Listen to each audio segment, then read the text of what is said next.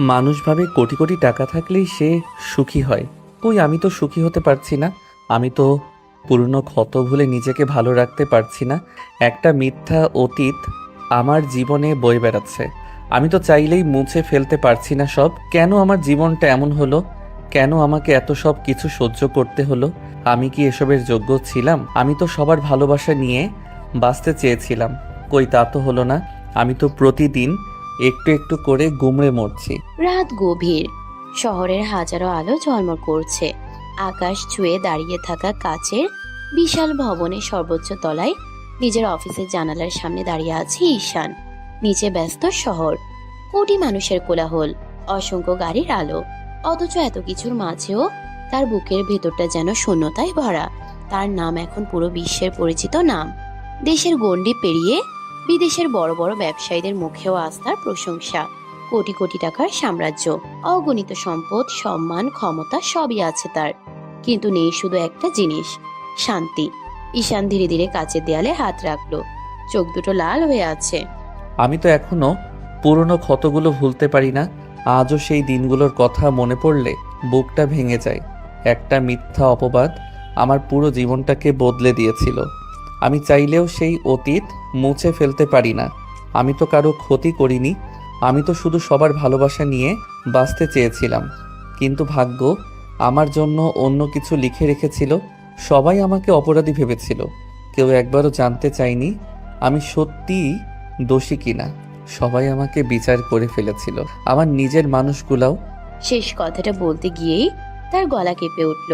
মানুষ যখন অপরাধ করে তখন সে শাস্তি পায়, কিন্তু সবচেয়ে ভয়ঙ্কর হলো তখন যখন কোনো অপরাধ না করেও একজন মানুষকে অপরাধী তকমা নিয়ে বাঁচতে হয়। প্রতিটা মুহূর্তে নিজেকে নির্দোষ প্রমাণ করার যুদ্ধ করতে হয়। আর সেই যুদ্ধটাই করেছিল ঈশান। 5 বছর, পুরো 5টা বছর জেলের অন্ধকার চার দেয়ালের মধ্যে কাটাতে হয়েছিল তাকে। একটা মিথ্যা অভিযোগ, একটা সাজানো ষড়যন্ত্র। আর সেই ষড়যন্ত্রের কারণে ধ্বংস হয়ে গিয়েছিল তার হাসি খুশি জীবন। যে ছেলেটার স্বপ্ন ছিল বাবা মায়ের মুখে হাসি ফোটানো, সেই ছেলেটাকেই একদিন অপরাধী বলে দূরে ঠেলে দিয়েছিল সবাই। জেলের প্রতিটা রাত ছিল তার কাছে এক একটা মৃত্যুর মতো। অন্ধকার সেলের এক কোণে বসে সে শুধু একটা প্রশ্নই নিজেকে করত, আমি কি দোষ করেছিলাম? কিন্তু সেই প্রশ্নের উত্তর কখনো পাইনি। সময় বড় অদ্ভুত জিনিস। সময় মানুষকে ভাঙে, আবার সময়ই মানুষকে গড়ে। কেউ কষ্ট পেয়ে হারিয়ে যায়, আর কেউ কষ্টকে শক্তি বানিয়ে পৃথিবী জয় করে ফেলে। ঈশান দ্বিতীয় দলের মানুষ ছিল। সে ভেঙে পড়েনি, বরং প্রতিটা অপমান, প্রতিটা অবহেলা, প্রতিটা চোখের পানি নিজের শক্তিতে পরিণত করেছিল। যেদিন জেল থেকে বের হয়েছিল সেদিন তার কাছে ছিল না কোনো টাকা, না কোনো পরিচয়, না কোনো আশ্রয়। ছিল শুধু একটা জেদ, নিজেকে প্রমাণ করার জেদ। যারা তাকে অপরাধী বলেছিল তাদের সামনে মাথা উঁচু করে দাঁড়ানোর জেদ। আর আজ, আজ সেই ঈশান বিশ্বের অন্যতম সফল ব্যবসায়ীদের একজন। তার কোম্পানির শাখা ছড়িয়ে আছে বিভিন্ন দেশে। বিশ্বের বড় বড় ব্যবসায়ীরা তার সঙ্গে কাজ করার জন্য অপেক্ষা করে। যে মানুষটাকে একদিন সমাজ তুচ্ছ করেছিল, আজ সেই মানুষটার একটি সাক্ষাৎকার পাওয়ার জন্য মিডিয়া দিনের পর দিন অপেক্ষা করে। কিন্তু এত সফলতার পরও তার বুকের ভেতর একটা শূন্যতা রয়ে গেছে। কারণ কিছু ক্ষত কখনো পুরোপুরি সারে না, কিছু বিশ্বাসঘাতকতা কখনো ভোলা যায় না, কিছু কান্না সারা জীবন মানুষের হৃদয়ে থেকে যায়। ঈশান আকাশের দিকে তাকিয়ে মৃদু হাসলো, কিন্তু সেই হাসির মাঝেও ছিল গভীর কষ্ট। সবাই বলে আমি জিতে গেছি, কিন্তু তারা জানে না আমি কত কিছু হারিয়ে এই জায়গায় এসেছি। আজ আমার কাছে সব আছে, অথচ যাদের জন্য এত কিছু চেয়েছিলাম তারা কেউ আমার পাশে নেই। ঈশান জানতো না তার জীবনের সবচেয়ে বড় অধ্যায় এখনো শুরুই হয়নি। যে মানুষগুলো একদিন তাকে মিথ্যা অপবাদ দিয়ে ধ্বংস করেছিল, খুব শীঘ্রই তাদের সঙ্গে আবার দেখা হতে চলেছে তার। আর সেই দেখা বদলে দেবে অনেক মানুষের জীবন। সকালের নরম রোদ জানালার কাঁচ ভেদ করে বিশাল কক্ষের ভেতরে প্রবেশ করছে। ঘড়ির কাঁটা তখন সকাল 8টা ছুঁই ছুঁই। নিজের বিছানা থেকে ধীরে ধীরে উঠে বসলো ঈশান। রাতেও খুব একটা ঘুম হয়নি তার। পুরনো স্মৃতিগুলো আবারও তাকে তাড়া করে ফিরছে। তবে এসব এখন তার জীবনের অংশ হয়ে গেছে। কষ্টকে সঙ্গী করেই সে সামনে এগিয়ে চলেছে। ফ্রেশ হয়ে নিচে নামতেই ডাইনিং টেবিলে নাস্তা সাজানো দেখতে পেল। স্যার, আপনার জন্য নাস্তা তৈরি করা হয়েছে। আজকে আপনার অনেক ব্যস্ততা আছে, সকাল থেকে অফিস থেকে কয়েকবার ফোন এসেছে। ব্যস্ততা এখন আমার জীবনে আরেকটা নাম রহমান। মানুষ ভাবে টাকা উপার্জন করাটাই সবচেয়ে কঠিন কাজ, অথচ তারা জানে না টাকা উপার্জনের পর সেই সাম্রাজ্য ধরে রাখা আরও কঠিন। হাজার হাজার মানুষের দায়িত্ব আমার কাঁধে। আমি চাই না আমার কারণে একজন কর্মচারীরও ক্ষতি হোক। আপনি সবসময় সবার কথা আগে ভাবেন স্যার, এ কারণেই সবাই আপনাকে এত সম্মান করে। সম্মান কখনো জোর করে পাওয়া যায় না রহমান। মানুষের পাশে দাঁড়াতে হয়, তাদের কষ্ট বুঝতে হয়। আমি জীবনে অবহেলা দেখেছি, অপমান দেখেছি, তাই কাউকে ছোট করতে ইচ্ছে করে না। কিছুক্ষণ পর ঈশান নিজের কালো গাড়িতে করে অফিসের উদ্দেশ্যে রওনা দিল। বিশাল কাচের তৈরি ভবনের সামনে গাড়ি থামতে নিরাপত্তা রক্ষীরা দ্রুত সোজা হয়ে দাঁড়িয়ে গেল। সবাই একসাথে বলল, আসসালামু আলাইকুম স্যার। ওয়ালাইকুম আসসালাম। সবাই ভালো আছেন তো? জি স্যার, আপনি প্রতিদিন আমাদের খোঁজ নেন, আমরা খুব ভালো আছি। ঈশান মাথা নেড়ে ভেতরে প্রবেশ করলো। অফিসের প্রতিটা ফ্লোরে কর্মচারীরা কাজ করছে, কেউ ফাইল নিয়ে ব্যস্ত, কেউ কম্পিউটারে কাজ করছে। ঈশানকে দেখা মাত্র সবাই দাঁড়িয়ে সম্মান জানাতে লাগলো। ঈশান সবার দিকে তাকিয়ে বলল, তোমাদের এই সম্মান আমার কাছে অনেক বড় ব্যাপার।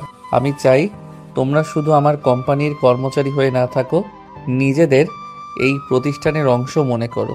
এই প্রতিষ্ঠান শুধু আমার একার নয়, তোমাদের পরিশ্রম আর সততার কারণে আজ এটা এত দূর এসেছে। কর্মচারীরা একে অপরের দিকে তাকিয়ে মুগ্ধ হয়ে গেল। তাদের মালিক কোটি কোটি টাকার মালিক হয়েও কখনো অহংকার করে না। ঠিক তখনই ম্যানেজার দ্রুত হেঁটে সামনে এসে দাঁড়ালো। স্যার, আপনার সাথে জরুরি কিছু বিষয় নিয়ে কথা বলতে হবে। বলুন। আজ দুপুরে বিদেশ থেকে কয়েকজন বড় ব্যবসায়ী আসছেন। তারা আমাদের প্রতিষ্ঠানের সাথে দীর্ঘমেয়াদী চুক্তি করতে আগ্রহী। তাদের প্রতিনিধি দল ইতিমধ্যে দেশে পৌঁছে গেছে। দুপুরের পরই মূল বৈঠক শুরু হবে। ঈশান ফাইলগুলো হাতে নিয়ে মনোযোগ দিয়ে দেখতে লাগলো। কিছুক্ষণ চুপ থেকে বলল, সব প্রস্তুতি সম্পন্ন হয়েছে তো? জি স্যার, মিটিং হল প্রস্তুত করা হয়েছে, প্রয়োজনীয় সব কাগজপত্র তৈরি আছে। তবে এই চুক্তিটা আমাদের জন্য অনেক বড় গুরুত্বপূর্ণ। যদি সফল হয় তাহলে আমাদের ব্যবসা আরও কয়েকটি দেশে বিস্তৃত হবে। ঈশান শান্তভাবে চেয়ার ছেড়ে উঠে জানালার সামনে গিয়ে দাঁড়ালো। তারপর ধীরে ধীরে বলল, একটা কথা সবসময় মনে রাখবেন, আমি কখনো শুধু লাভের জন্য ব্যবসা করি না। ব্যবসা এমনভাবে করতে হবে যাতে দুই পক্ষই উপকৃত হয়। মানুষ যেন আমাদের নাম শুনে বিশ্বাস করতে পারে। কয়েক কোটি টাকা বেশি লাভ করার জন্য আমি কখনো নিজের নীতি বিক্রি করব না, কারণ টাকা হারালে আবার ফিরে পাওয়া যায়, কিন্তু বিশ্বাস হারালে সেটা আর ফিরে আসে না। এই কারণেই আপনি আজ এই জায়গায় পৌঁছেছেন স্যার। আপনার সিদ্ধান্তের উপর আমাদের সম্পূর্ণ আস্থা আছে। বিদেশি অতিথিরা আমাদের দেশে আসছেন, তারা যেন এখান থেকে ভালো অভিজ্ঞতা নিয়ে যান। তাদের জন্য সব ব্যবস্থায় কোনো ত্রুটি থাকা যাবে না। আমি চাই তারা শুধু একটা ব্যবসায়িক প্রতিষ্ঠান না, একটা পরিবারের আন্তরিকতা অনুভব করুক। নিশ্চিন্ত থাকুন স্যার, আমি নিজে সবকিছু তদারকি করছি। আর একটা কথা, আমাদের প্রতিষ্ঠানের কোনো কর্মচারীর সাথে যেন খারাপ ব্যবহার না করা হয়। বড় ব্যবসায়ী বলে কেউ বেশি সুবিধা পাবে না, আবার ছোট কর্মচারী বলে কেউ অবহেলিত হবে না। আমার কাছে সবার সম্মান সমান। ম্যানেজার মুগ্ধ চোখে তাকিয়ে রইল। মনে মনে ভাবলো, 5 বছর জেলের অন্ধকারে কাটানো মানুষটা যদি চাইতো তাহলে আজ অনেক কঠিন আর নিষ্ঠুর হতে পারত। কিন্তু সে উল্টো আরো মানবিক হয়েছে। মানুষ সাধারণত কষ্ট পেলে বদলে যায়। কেউ নিষ্ঠুর হয়ে যায়, কেউ প্রতিশোধ পরায়ণ হয়ে যায়, কেউ নিষ্ঠুর হয়ে যায়, কেউ প্রতিশোধ পরায়ণ হয়ে যায়। কিন্তু ঈশান ছিল ভিন্ন। কষ্ট তাকে পুড়িয়ে ধ্বংস করেনি, বরং আরো শক্ত আর পরিণত করেছে।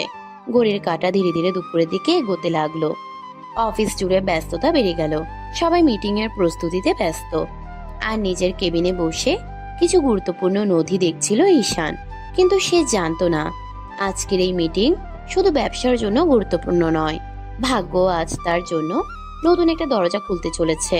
যে দরজার ওপাশে লুকিয়ে আছে তার অতীতের সঙ্গে জড়িয়ে থাকা কিছু মানুষ, আর তাদের সাথে হঠাৎ করেই হতে চলেছে বহু বছরের ব্যবধানের পর এক অবিশ্বাস্য সাক্ষাৎ। দুপুর গড়িয়ে বিকেলের দিকে এগোচ্ছে। ঈশানের বিশাল কোম্পানির পুরো ভবন জুড়ে ব্যস্ততা। বিদেশি প্রতিনিধি দল এসে পৌঁছেছে। সবাই তাদের যথাযথ সম্মান আর আতিথেয়তা দেওয়ার কাজে ব্যস্ত। এদিকে নিজের কেবিনে বসে কিছু গুরুত্বপূর্ণ ফাইল দেখছিল ঈশান। হঠাৎ ম্যানেজার দরজায় নক করলো। স্যার, বিদেশি প্রতিনিধিরা এসে গেছেন। সবাই মিটিং রুমে অপেক্ষা করছেন। আপনি গেলে আমরা শুরু করতে পারি। সবাই চলে এসেছে? জি স্যার, কানাডার কোম্পানির মূল প্রতিনিধিও উপস্থিত আছে। ঈশান শান্তভাবে মাথা নেড়ে কোটের বোতাম লাগিয়ে দরজার দিকে এগোলো। ঈশান জানতো না কয়েক মুহূর্তের মধ্যেই তার বহু বছরের চাপা ক্ষত আবারও রক্তাক্ত হতে চলেছে। ধীরে ধীরে মিটিং রুমের দরজা খুলল সে, আর ঠিক তখনই তার পা যেন থমকে গেল। চোখ দুটো হঠাৎ করেই কঠিন হয়ে উঠল। মিটিং টেবিলের অপর পাশে বসে আছে একটা মেয়ে, যাকে সে কোনোদিন ভুলতে পারেনি, যে একসময় তার পুরো পৃথিবী ছিল, যার হাত ধরে ভবিষ্যতের স্বপ্ন দেখেছিল, যার জন্য অসংখ্য রাত জেগেছিল। আর সেই মেয়েটাই সবার আগে তাকে অবিশ্বাস করেছিল। তুলি। ঈশানের বুকের ভেতর যেন আগুন জ্বলে উঠল। 5 বছর আগের প্রতিটা অপমান, প্রতিটা কান্না, প্রতিটা অসহায় মুহূর্ত চোখের সামনে ভেসে উঠল। অন্যদিকে তুলি প্রথমে ফাইল দেখছিল, কিন্তু দরজার দিকে তাকাতেই তার নিঃশ্বাস বন্ধ হয়ে আসলো। তার হাত থেকে কলম পড়ে গেল, চোখ বড় বড় হয়ে গেল। ঈশান, মুখ দিয়ে শব্দ বের হলেও সেটা কেউ শুনতে পেল না। তুলির পুরো শরীর কাঁপছে। সে বিশ্বাসই করতে পারছে না এই মানুষটা, এই বিশাল কোম্পানির মালিক, সেই ঈশান, যাকে সে 5 বছর আগে অপরাধী ভেবেছিল, যাকে সে নিজের হাতে দূরে ঠেলে দিয়েছিল। কখনো কখনো ভাগ্য মানুষকে এমন জায়গায় এনে দাঁড় করায়, যেখানে হাজারবার ক্ষমা চাইতেও নিজের অপরাধ ছোট মনে হয়। ঈশানের চোখে তখন বরফের মতো শীতলতা, কোনো বিস্ময় নেই, কোনো আবেগ নেই, যেন সামনে বসা মানুষটাকে সে চিনেই না। সে ধীর পায়ে নিজের চেয়ারে গিয়ে বসলো। তুলির দিকে দ্বিতীয়বার তাকানোরও প্রয়োজন মনে করলো না। তুলি অসহায়ের মতো তাকিয়ে রইল। তার বুকের ভেতরটা মোচড় দিয়ে উঠছে। সে ভাবছিল, এত বছর পর দেখা হবে, কিন্তু এইভাবে হবে ভাবিনি। ঈশান কি সত্যি আমাকে চিনতে পারেনি, নাকি চিনেও না চেনার ভান করছে? তার গলা শুকিয়ে আসছে। সে কিছু বলতে চাইলো, কিন্তু ঠিক তখনই ঈশান গম্ভীর গলায় বলল, আমরা কি মিটিং শুরু করতে পারি? পুরো রুম নিস্তব্ধ। সবাই অবাক, কারণ তুলির মুখ দেখে মনে হচ্ছে সেই মানুষটাকে আগে থেকেই চিনে, কিন্তু ঈশানের আচরণ সম্পূর্ণ ভিন্ন। কানাডার আরেকজন প্রতিনিধি বলল, অবশ্যই, আমরা আলোচনার জন্য প্রস্তুত। আমি ব্যবসার ক্ষেত্রে একটা জিনিস খুব গুরুত্ব দেই, সেটা হলো বিশ্বাস। টাকা, ক্ষমতা, সফলতা এসব সময়ের সাথে আসে যায়, কিন্তু বিশ্বাস একবার হারিয়ে গেলে সেটা ফিরে পাওয়া সবচেয়ে কঠিন কাজ। তাই আমি সবসময় এমন মানুষের সাথে কাজ করতে চাই যারা নিজেদের কথার মূল্য দেয়। তুলির বুকের ভেতর ধাক্কা লাগলো, কারণ কথাগুলো যেন তাকে উদ্দেশ্য করেই বলা। সে মাথা নিচু করে ফেললো। ঈশান আবার বলল, আমার প্রতিষ্ঠানের প্রতিটা চুক্তি একটা নীতির উপর দাঁড়িয়ে আছে। আমরা কখনো মিথ্যার উপর ভিত্তি করে সম্পর্ক গড়ি না। আমরা কখনো কাউকে না জেনে বিচার করি না, কারণ আমি বিশ্বাস করি একজন মানুষকে বোঝার আগে তাকে দোষী বানিয়ে ফেলা সবচেয়ে বড় অন্যায়। এবার তুলির চোখ ভিজে উঠল। তার মনে হলো প্রতিটা শব্দ যেন তীর হয়ে বুকে বিচ্ছে। 5 বছর আগে সে কি করেছিল সেটা আজ নিজের কাছেই ঘৃণ্য মনে হচ্ছে। তুলি কাঁপা কণ্ঠে বলল, মিস্টার ঈশান, আমি দয়া করে আলোচনার বিষয়বস্তুতে থাকুন। ব্যক্তিগত কোনো বিষয়ে কথা বলার সময় আমার নেই। পুরো রুম নিস্তব্ধ। তুলির মুখ ফ্যাকাশে হয়ে গেল। সে বুঝে গেল ঈশান তাকে চিনেছে, খুব ভালো করেই চিনেছে, কিন্তু সে আর কোনো সম্পর্ক রাখতে চায় না। অবহেলার সবচেয়ে বড় প্রতিশোধ কখনো চিৎকার করে নেওয়া হয় না, কখনো কখনো সম্পূর্ণ অপেক্ষাই সবচেয়ে ভয়ঙ্কর জবাব হয়ে দাঁড়ায়। মিটিং চলতে লাগলো। একের পর এক ব্যবসায়িক আলোচনা হচ্ছে, সবাই নিজেদের মতামত দিচ্ছে, কিন্তু তুলির মন কোথাও নেই। সে বারবার ঈশানের দিকে তাকাচ্ছে, আর প্রতিবারই একই দৃশ্য দেখছে। ঈশান যেন তাকে অস্তিত্বহীন মনে করছে, যেন তুলি নামের মানুষটা তার জীবনে কোনোদিন ছিলই না। হঠাৎ ঈশান একটা গুরুত্বপূর্ণ বিষয় নিয়ে বলতে শুরু করলো। আমার জীবনে একটা শিক্ষা আমি খুব কঠিনভাবে পেয়েছি। মানুষ যখন আপনার খারাপ সময় দেখে তখন অনেকেই মুখ ফিরিয়ে নেয়। তখন তারা সত্য জানার চেষ্টা করে না, তারা শুধু ভিড়ের সাথে মিশে আপনাকে দোষী বানিয়ে ফেলে।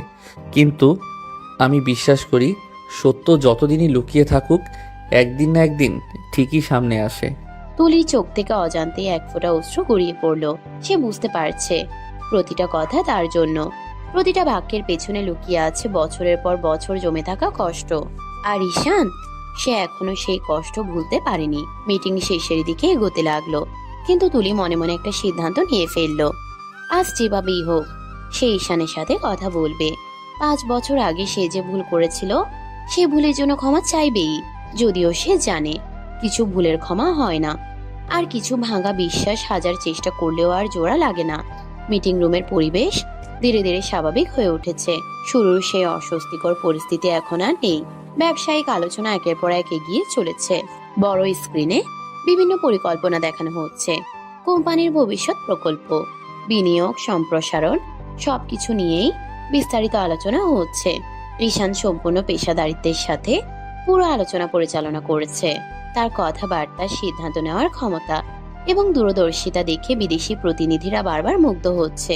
কানাডার একজন প্রতিনিধি বলল, সত্যি বলতে আমরা অনেক বড় বড় প্রতিষ্ঠানের সাথে কাজ করেছি, কিন্তু এত কম বয়সে এত পরিমাণ নেতৃত্ব খুব কমই দেখেছি।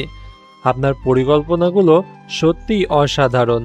ব্যবসা শুধু লাভ লোকসানের হিসাব নয়, ব্যবসা হলো দীর্ঘমেয়াদী সম্পর্ক তৈরির একটা মাধ্যম। আমি সবসময় এমন কিছু করতে চাই যাতে দুই পক্ষই সমানভাবে উপকৃত হয়, কারণ এক পক্ষের লাভ আর অন্য পক্ষের ক্ষতির উপর দাঁড়িয়ে থাকা কোনো সম্পর্ক বেশি দিন টেকে না। সবার মুখে প্রশংসার হাসি ফুটে উঠল। তুলি চুপচাপ বসে সব দেখছে। এই মানুষটাকে সে একসময় খুব কাছ থেকে চিনত, কিন্তু আজ মনে হচ্ছে সে যেন সম্পূর্ণ নতুন একজন মানুষকে দেখছে। আগের সেই হাসি খুশি আবেগপ্রবণ ছেলেটার জায়গায় এখন বসে আছে আত্মবিশ্বাসী, শক্ত, সফল একজন মানুষ, যার চোখে এখন আর কারোর জন্য অপেক্ষা নেই। সময় মানুষকে শুধু বয়সে বড় করে না, সময় মানুষকে ভেতর থেকেও বদলে দেয়। কখনো কখনো এতটাই বদলে দেয় যে পুরনো মানুষটার কোনো অস্তিত্বই আর খুঁজে পাওয়া যায় না। প্রায় 2 ঘন্টা আলোচনা চলার পর অবশেষে চুক্তির শেষ ধাপে পৌঁছানো হলো। সব কাগজপত্র যাচাই করা হলো, আইনজীবীরা নথি পরীক্ষা করলেন। সবকিছু ঠিকঠাক পাওয়ার পর চূড়ান্ত স্বাক্ষরের পালা এলো। পুরো রুমে একটা চাপা উত্তেজনা কাজ করছে, কারণ এই চুক্তি 2 প্রতিষ্ঠানের জন্যই অত্যন্ত গুরুত্বপূর্ণ। ঈশান কলম হাতে তুলে নিল, তারপর শান্তভাবে নথিতে স্বাক্ষর করলো। অন্য পাশে তুলি এবং তার দলের সদস্যরাও স্বাক্ষর করলো। সাথে সাথেই করতালিতে ভরে উঠল পুরো মিটিং রুম। সবাই দাঁড়িয়ে গেল। একজন প্রতিনিধি উচ্ছ্বাসিত কণ্ঠে বলল, অভিনন্দন, আজ থেকে আমাদের 2 প্রতিষ্ঠানের নতুন যাত্রা শুরু হলো। আমরাও আশাবাদী। আমি চাই এই সম্পর্ক শুধু ব্যবসায়ী সীমাবদ্ধ না থাকুক, বরং ভবিষ্যতে আরও বড় বড় কাজ একসাথে করতে পারি।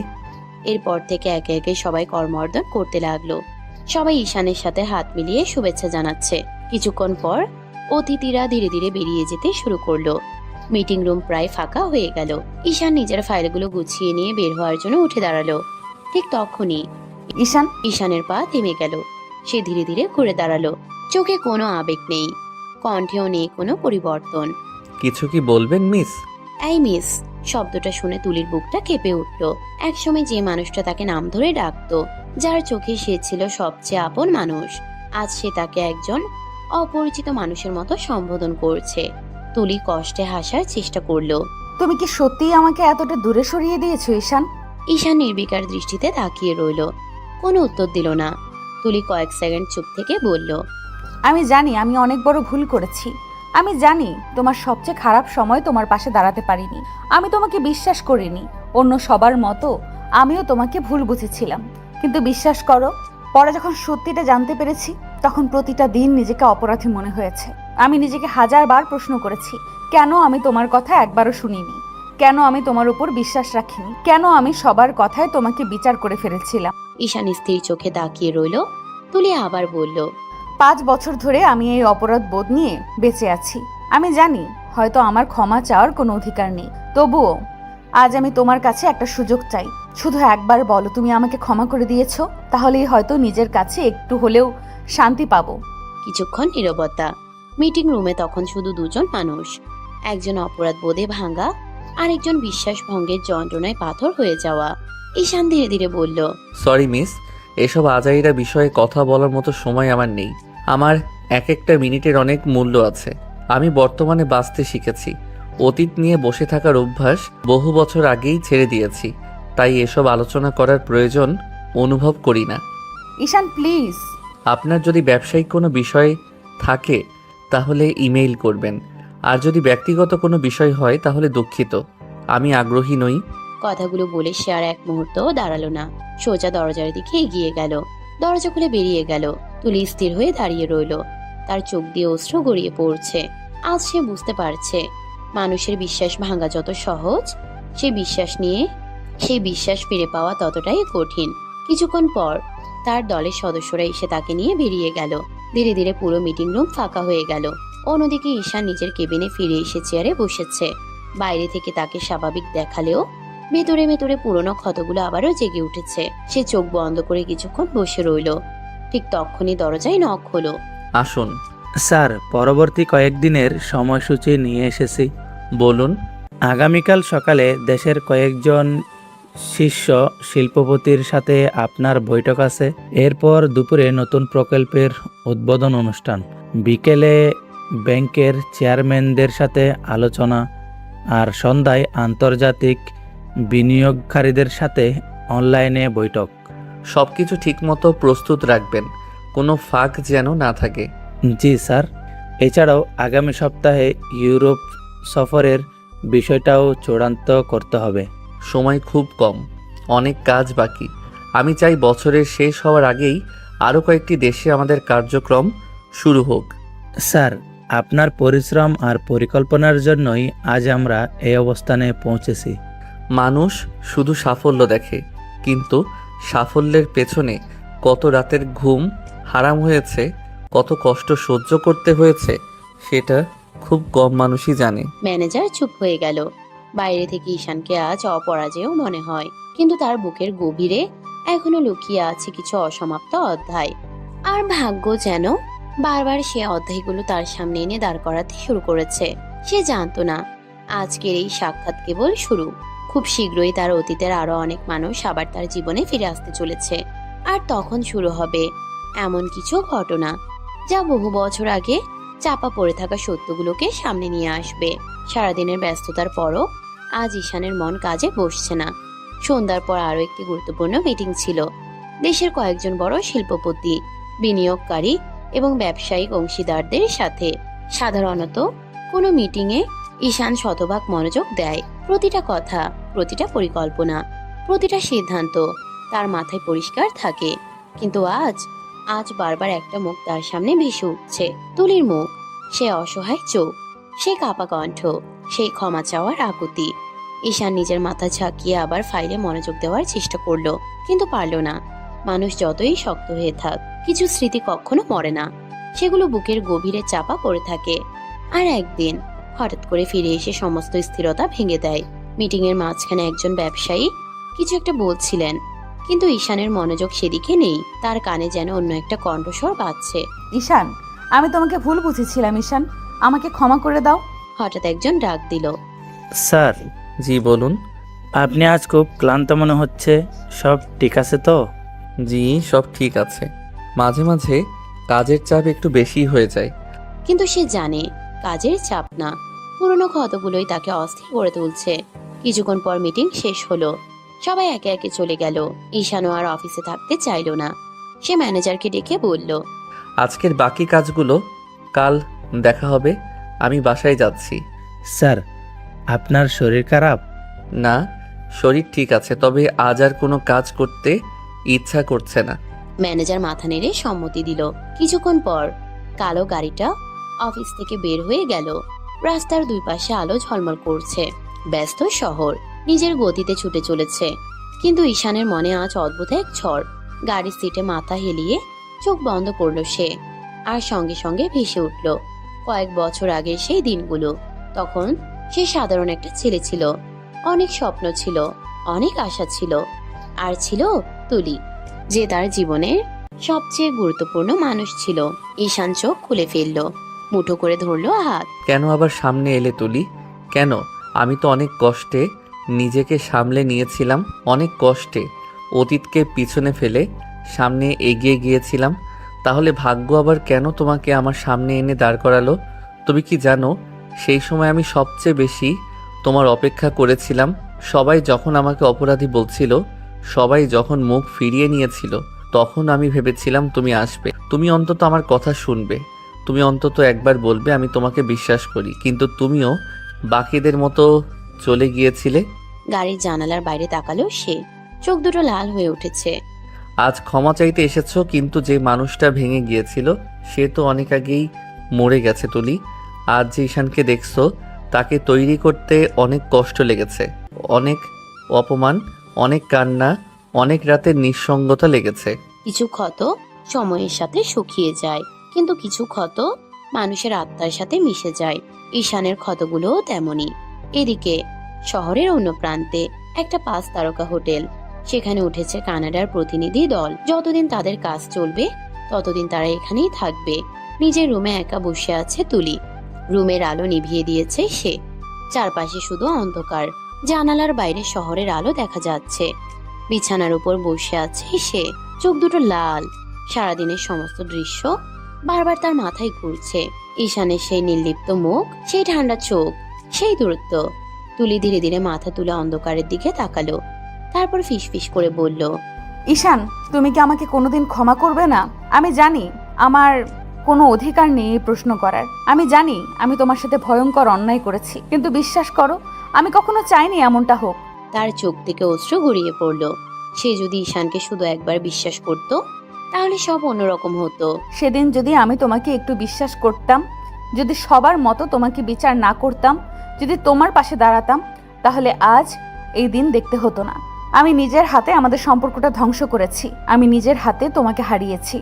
বুক চেপে কান্না করে উঠল সে। এতদিন পরে ঈশানকে দেখে সব স্মৃতি মনে পড়ে যাচ্ছে তার। তুমি জানো ঈশান, তুমি জেলে যাওয়ার পর অনেক রাত আমি ঘুমাতে পারিনি। আমি নিজেকে বুঝিয়েছি তুমি দোষী, আমি নিজেকে জোর করে বিশ্বাস করিয়েছি যে আমি ঠিক সিদ্ধান্ত নিয়েছি। কিন্তু যত সময় গেছে তত বুঝেছি আমি ভুল ছিলাম, ভয়ঙ্কর ভুল। তুলির কান্না আরো বেড়ে গেল। কাঁদতে কাঁদতে চোখ ফুলিয়ে ফেলল সে। সে আর পারছে না সব সইতে।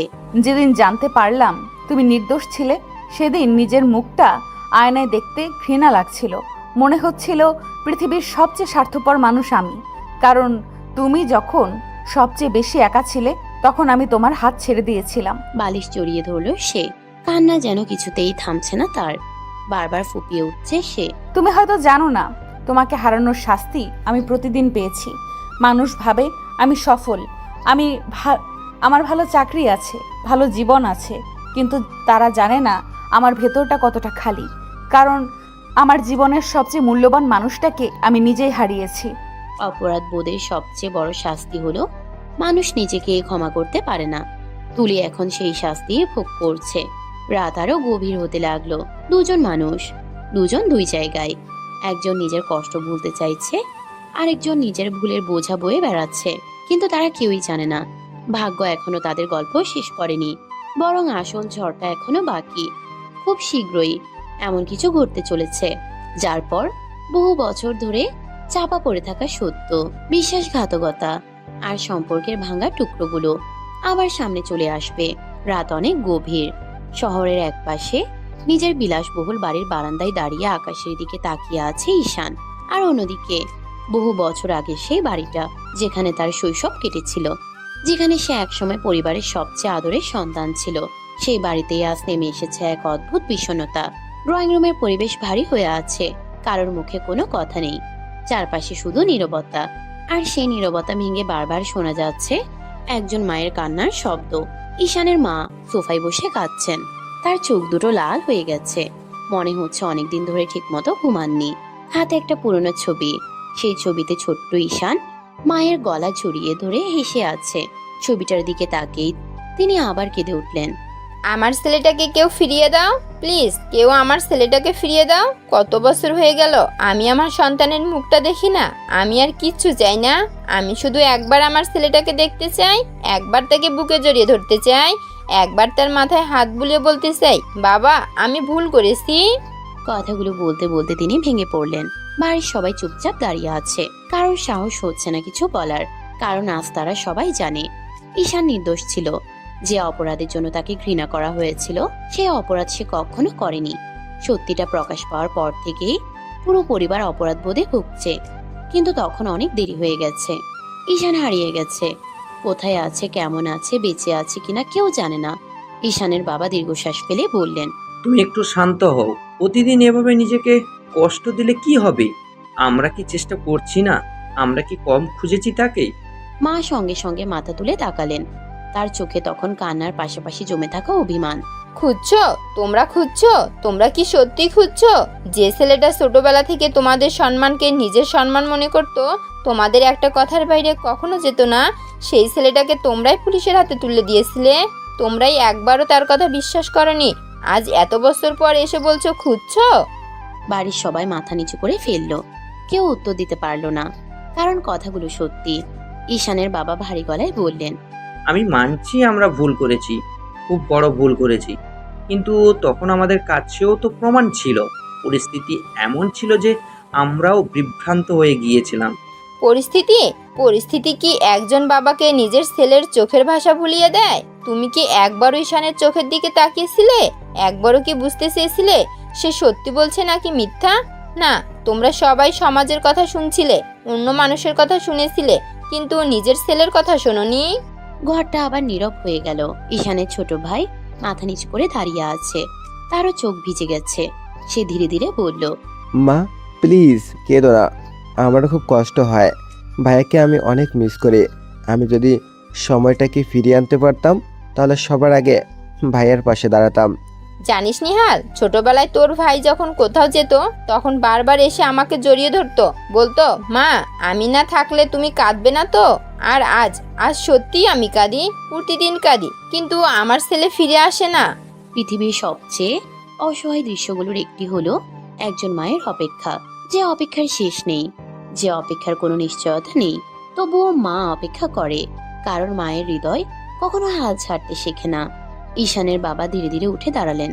তার চোখেও জল। তুমি ভাবছো শুধু তুমি কষ্ট পাও, আমি কি কষ্ট পাই না? প্রতিটা দিন আমি থানায় গেছি, পুরনো পরিচিতদের কাছে গেছি, গোয়েন্দা পর্যন্ত লাগিয়েছি, দেশের বিভিন্ন জায়গায় লোক পাঠিয়েছি।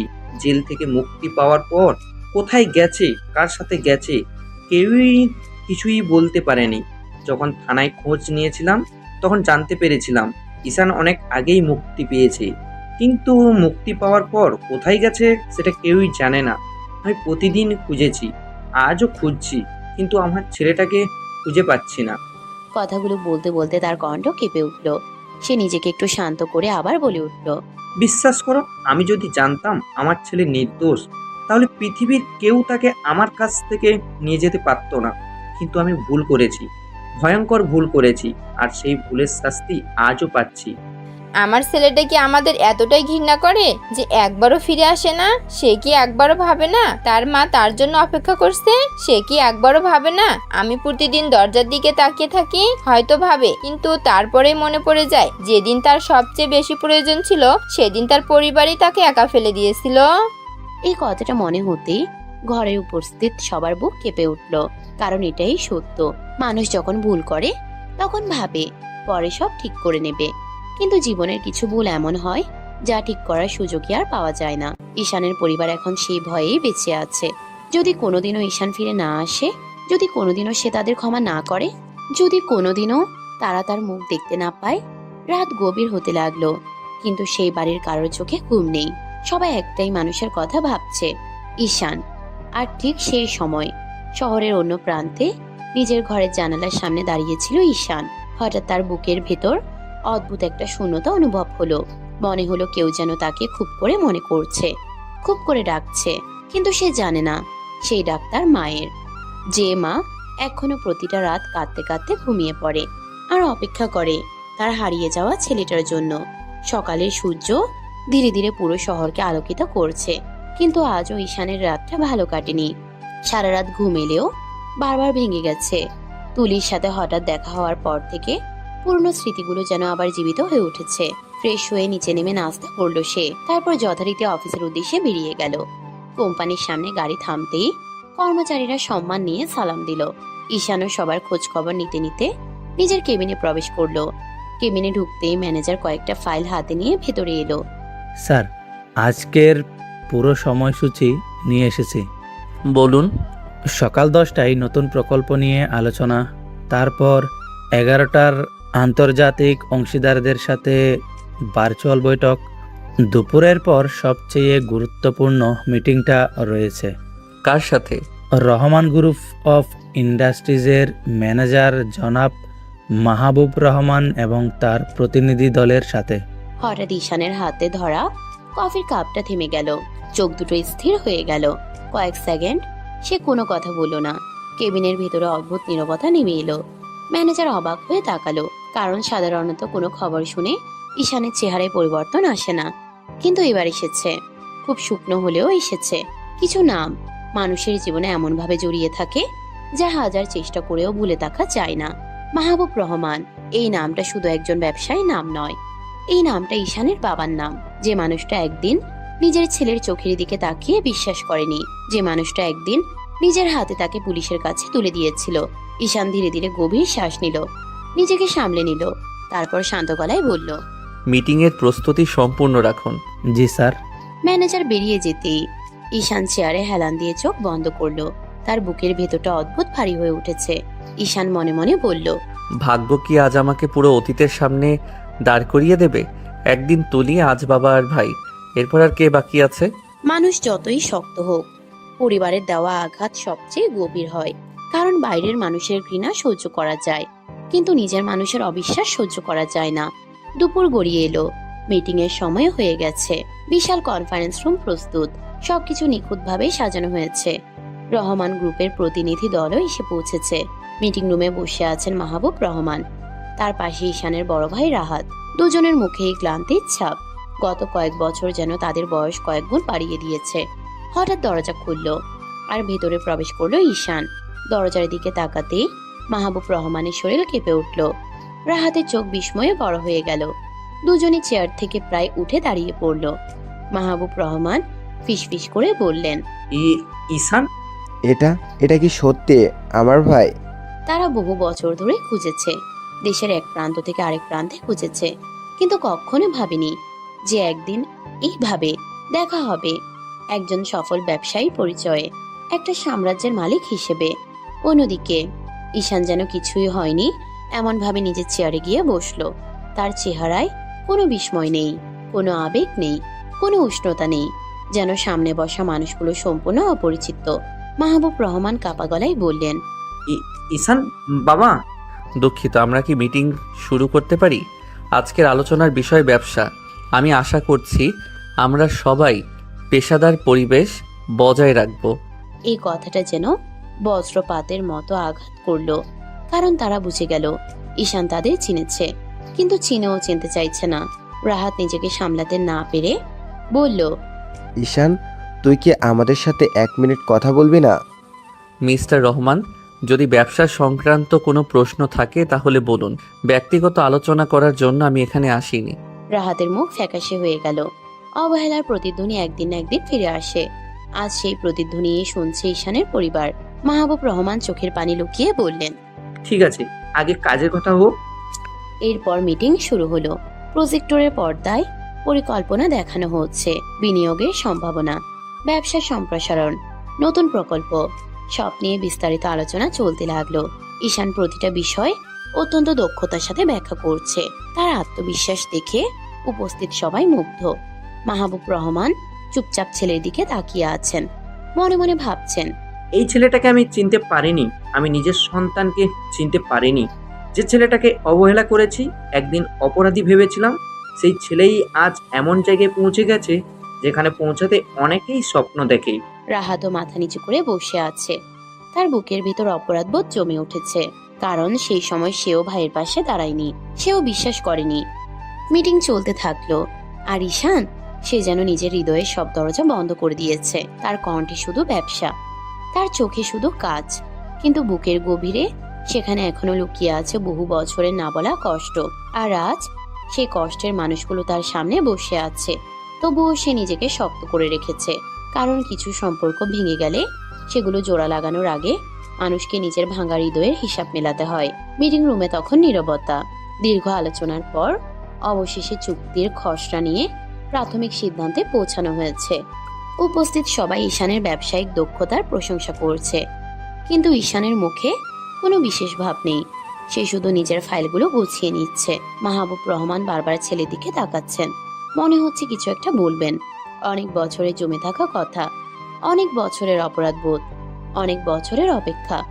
রাহাতও বারবার ঈশানের দিকে তাকাচ্ছে। সে চায় অন্তত একবার ভাইয়ের সাথে কথা বলতে, একবার বলতে। আমরা ভুল করেছি, ক্ষমা করে দে। আজকের আলোচনার জন্য সবাইকে ধন্যবাদ। পরবর্তী আনুষ্ঠানিক বিষয়গুলো আমার টিম দেখবে। ঈশান, বাবা 1 মিনিট দাঁড়াও। প্লিজ ভাই, আমাদের কথা একটাবার শোন। কিন্তু ঈশান যেন কিছুই শোনেনি। সে সোজা দরজার দিকে হেঁটে গেল, একবারও পিছনে ফিরে তাকালো না। দরজা খুলে বেরিয়ে গেল। কখনো কখনো নীরবতা, কখনো কখনো নীরবতা হাজারটা অভিযোগের চেয়েও বেশি কষ্ট দেয়।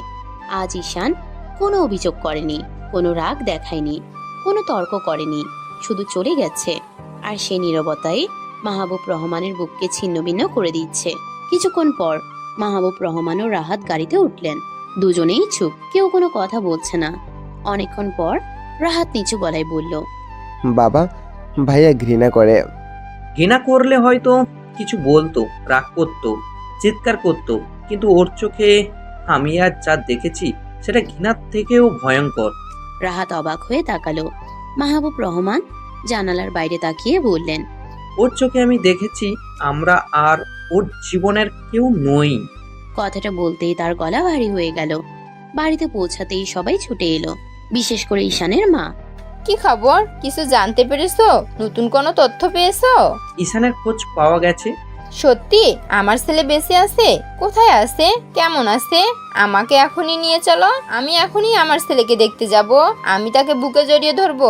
আমি বলবো, বাবা আমি ভুল করেছি, তুই ফিরে আয়। মায়ের চোখে তখন আনন্দ আর কান্না একসাথে, কিন্তু মাহবুব রহমানের মুখে কোনো হাসি নেই। তিনি ধীরে ধীরে সোফায় বসলেন। কি হলো? তুমি চুপ করে আসছো কেন? ঈশান শুধু বেঁচে নেই, ও আজ দেশের অন্যতম বড় ব্যবসায়ী, হাজার হাজার কোটি টাকার সাম্রাজ্যের মালিক। পৃথিবীর বিভিন্ন দেশের ওর ব্যবসা ছড়িয়ে আছে। সবাই বিস্ময়ে হতবাক, কিন্তু পরের কথাটা শুনে সবার মুখের হাসি মিলিয়ে গেল। কিন্তু ও আমাদের সাথে কথা বলেনি। মানে? ও আমাদের চিনেছে, আমি নিশ্চিত চিনেছে, কিন্তু চিনেও না চেনার ভান করেছে। আমরা কথা বলতে চেয়েছিলাম, কিন্তু ও আমাদের কোনো সুযোগ দেয়নি। না না, আমার ছেলে এমন করতে পারে না। হয়তো পারে, কারণ আমরা তাকে সেই জায়গায় পৌঁছে দিয়েছি। আমি ভয় পাচ্ছি ও হয়তো আমাদের কোনোদিন ক্ষমা করবে না। আমরা কি করেছি? নিজের হাতে নিজের সন্তানকে হারিয়ে ফেলেছি। এদিকে রাত গভীর। ঈশান নিজের কেবিনে বসে কাজ করছে। টেবিল ভর্তি ফাইল, ল্যাপটপে একের পর এক রিপোর্ট। ঠিক তখন ফোন বেজে উঠল। অচেনা নম্বর। ঈশান ফোন রিসিভ করলো। বলুন। আমি তুলি বলছি। জি বলুন। একটা জরুরি বিষয়ে আপনার সাহায্য দরকার ছিল। আজকের চুক্তির একটা অংশ নিয়ে কিছু বিষয় পরিষ্কার বুঝতে পারছি না। ঠিক আছে, কোন অংশটা বুঝতে সমস্যা হচ্ছে? এরপর প্রায় 15 মিনিট ধরে সে বিস্তারিতভাবে পুরো বিষয়টা বুঝিয়ে দিল। একটা একটা পয়েন্ট ব্যাখ্যা করলো। তুলি চুপচাপ শুনলো। কাজের ব্যাপারে ঈশান সবসময় নিখুঁত। ব্যক্তিগত রাগ কখনো পেশাগত দায়িত্বে প্রভাব ফেলে না। অবশেষে আলোচনা শেষ হলো। ধন্যবাদ, এখন পুরো বিষয়টা পরিষ্কার হয়েছে। আর কিছু? আসলে আমি তোমার সাথে একটু ব্যক্তিগত কথা বলতে চেয়েছিলাম। ব্যক্তিগত? হ্যাঁ আমি জানি তুমি বিরক্ত হবে, কিন্তু আমার কিছু কথা ছিল। মিস তুলি, একটা কথা বলি। পৃথিবীতে সবচেয়ে মূল্যবান জিনিসগুলোর মধ্যে সময় অন্যতম। আর আমি আমার সময় এমন মানুষের জন্য ব্যয় করি যারা আমার বর্তমানের অংশ, অতীতের জন্য নয়। আমি জানি আমি ভুল করেছি, কিন্তু ভুল? মানুষ ভুল করে যখন হিসাব ভুল হয়, যখন অসাবধানতা হয়। কিন্তু কেউ যখন কাউকে না জেনে বিচার করে সবচেয়ে কঠিন সময়ে ছেড়ে চলে যায়, তখন সেটাকে শুধু ভুল বলা যায় না। একটা সময় ছিল যখন আমি তোমার একটা কথার জন্য অপেক্ষা করতাম, একটা বিশ্বাসের জন্য অপেক্ষা করতাম, কিন্তু সেই সময় তুমি ছিলে না। এখন এত বছর পরে এসে সেই পুরনো অধ্যায় খুলে বসার প্রয়োজন আমি অনুভব করি না। তুমি কি সত্যিই আমাকে এতটা ঘৃণা করো? না, ঘৃণা করি না, কারণ মানুষ সাধারণত গুরুত্বপূর্ণ কাউকেই ঘৃণা করে। আর আমি বহু আগে সিদ্ধান্ত নিয়েছি আমার অতীতের কিছু মানুষকে আর গুরুত্ব দেব না। তুলির বুকের ভেতরটা মোচড় দিয়ে উঠল। মনে হলো কেউ ধারালো কিছু দিয়ে হৃদয়টা কেটে দিল। ঈশান আবার বলল, যাই হোক, রাত অনেক হয়েছে। আগামীকাল আমার ব্যস্ত দিন। আপনার যদি ব্যবসায়িক কোনো প্রয়োজন থাকে নির্দ্বিধায় যোগাযোগ করবেন। ব্যক্তিগত আলোচনার জন্য আমি সঠিক ব্যক্তি নই। কথাটা বলেই সে ফোন কেটে দিল। তুলি কিছুক্ষণ ফোনটা হাতে নিয়ে বসে রইল। তার চোখ দিয়ে অঝরে পানি পড়ছে।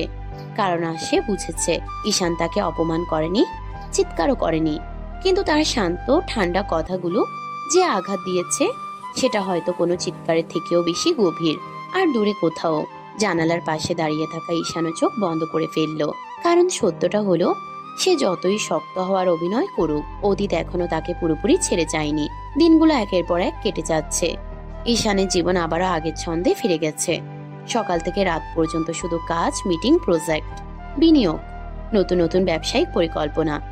দেশের বড় বড় শিল্পপতি, ব্যবসায়ী, ব্যাংকার, এমনকি বিদেশি বিনিয়োগকারীরাও এখন ঈশানের সিদ্ধান্তকে গুরুত্ব দেয়। কারণ আজ শেয়ার বাজারে তার এক কথার মূল্য কোটি কোটি টাকার সমান। সে কোন খাতে বিনিয়োগ করছে, কোন কোম্পানির সাথে চুক্তি করছে, কোন খাতকে ভবিষ্যতের জন্য উপযুক্ত মনে করছে, এসবের উপর নির্ভর করে হাজার হাজার মানুষের সিদ্ধান্ত। তাই প্রতিদিন অসংখ্য মানুষ তার সাথে দেখা করার জন্য অপেক্ষা করে। একসময় যে ছেলেটাকে সমাজ অপরাধী বলে দূরে সরিয়ে দিয়েছিল, আজ সেই ছেলের একটা সাক্ষাৎকার পাওয়ার জন্য বড় বড় সংবাদ মাধ্যম সপ্তাহের পর সপ্তাহ অপেক্ষা করে। কিন্তু এত সফলতার পরও ঈশান এখনো আগের মতোই নির্লিপ্ত। সে নিজের ব্যক্তিগত জীবনকে সম্পূর্ণ আড়ালে রেখেছে। কেউ জানে না তার অতীত, কেউ জানে না তার কষ্ট, কেউ জানে না এই সফলতার পেছনে কতটা অন্ধকার লুকিয়ে আছে। সকালের একটা গুরুত্বপূর্ণ মিটিং শেষ করে নিজের কেবিনে বসে কিছু ফাইল দেখছিল ঈশান। ঠিক তখনই ম্যানেজার দ্রুত ভেতরে প্রবেশ করলো। তার মুখে অদ্ভুত এক অস্বস্তি। ঈশান মাথা তুলে তাকালো। কি হয়েছে? স্যার, বাইরে একজন মহিলা এসেছেন। তাতে কি? তিনি আপনার সাথে দেখা করতেই এসেছেন। এজন্য এত অস্বস্তির কি আছে?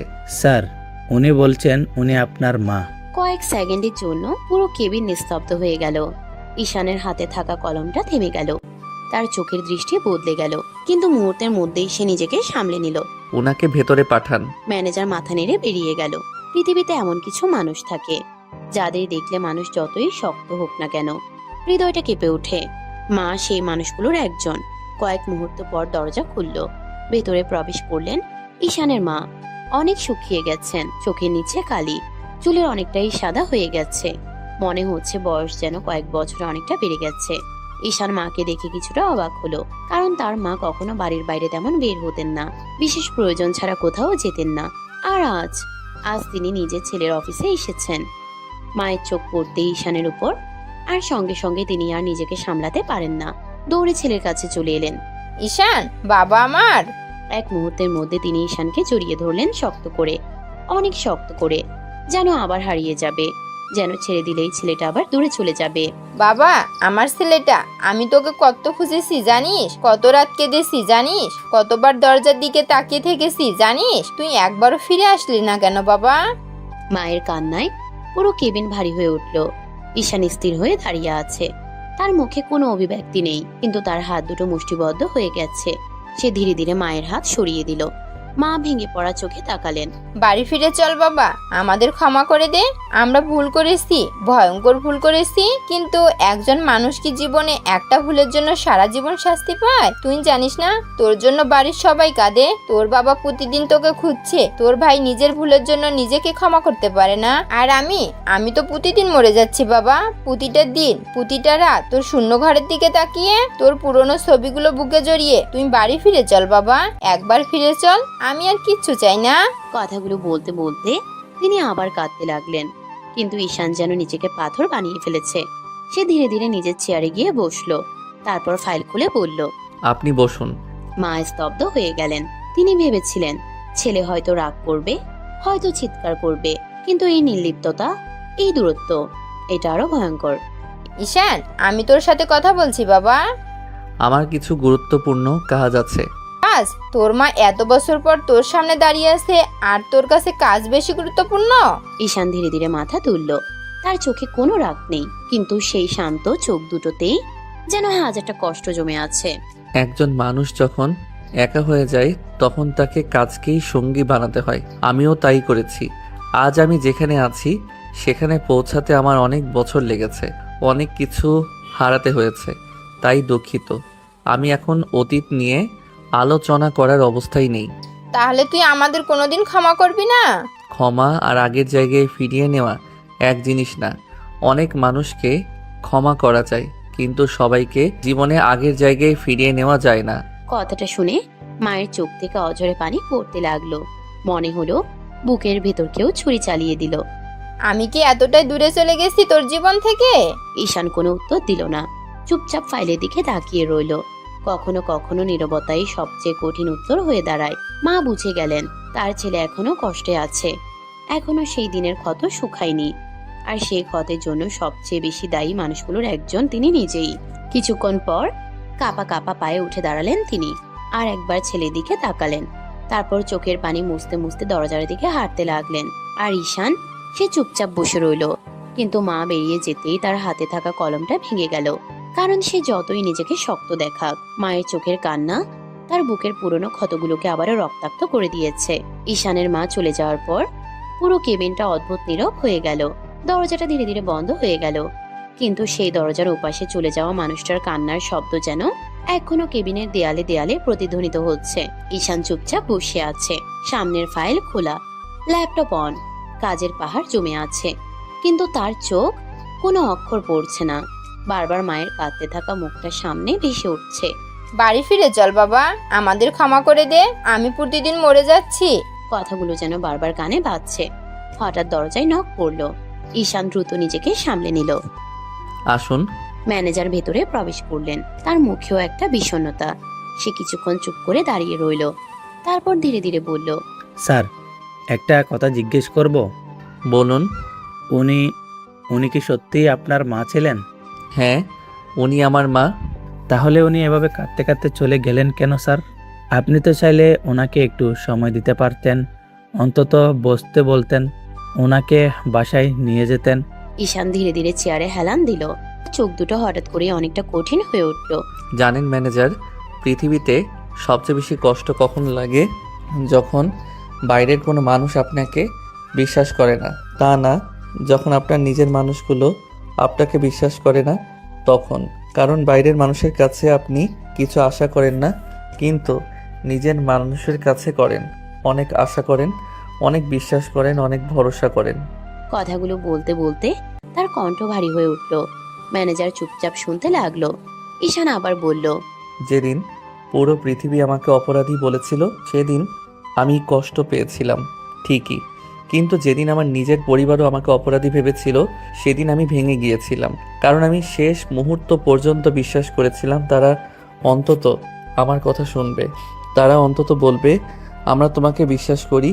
কিন্তু তারা বলেনি, একবারও বলেনি। কেবিনে নীরবতা নেমে এলো। ঈশান জানালার বাইরে তাকিয়ে বলল, যারা একদিন আমাকে বিশ্বাস করতে না পেরে দূরে ঠেলে দিয়েছিল, আমি তাদের আমার জীবন থেকে সরিয়ে দিয়েছি। ম্যানেজার, সে হোক মা, সে হোক বাবা, সে হোক ভাই, অথবা এমন কোনো মানুষ যাকে আমি নিজের থেকেও বেশি আপন ভাবতাম, আজ তাদের কাউকে আমার প্রয়োজন নেই। কথাগুলো বললেও তার চোখের গভীরে একটা চাপা কষ্ট স্পষ্ট। ম্যানেজার দীর্ঘশ্বাস ফেলল।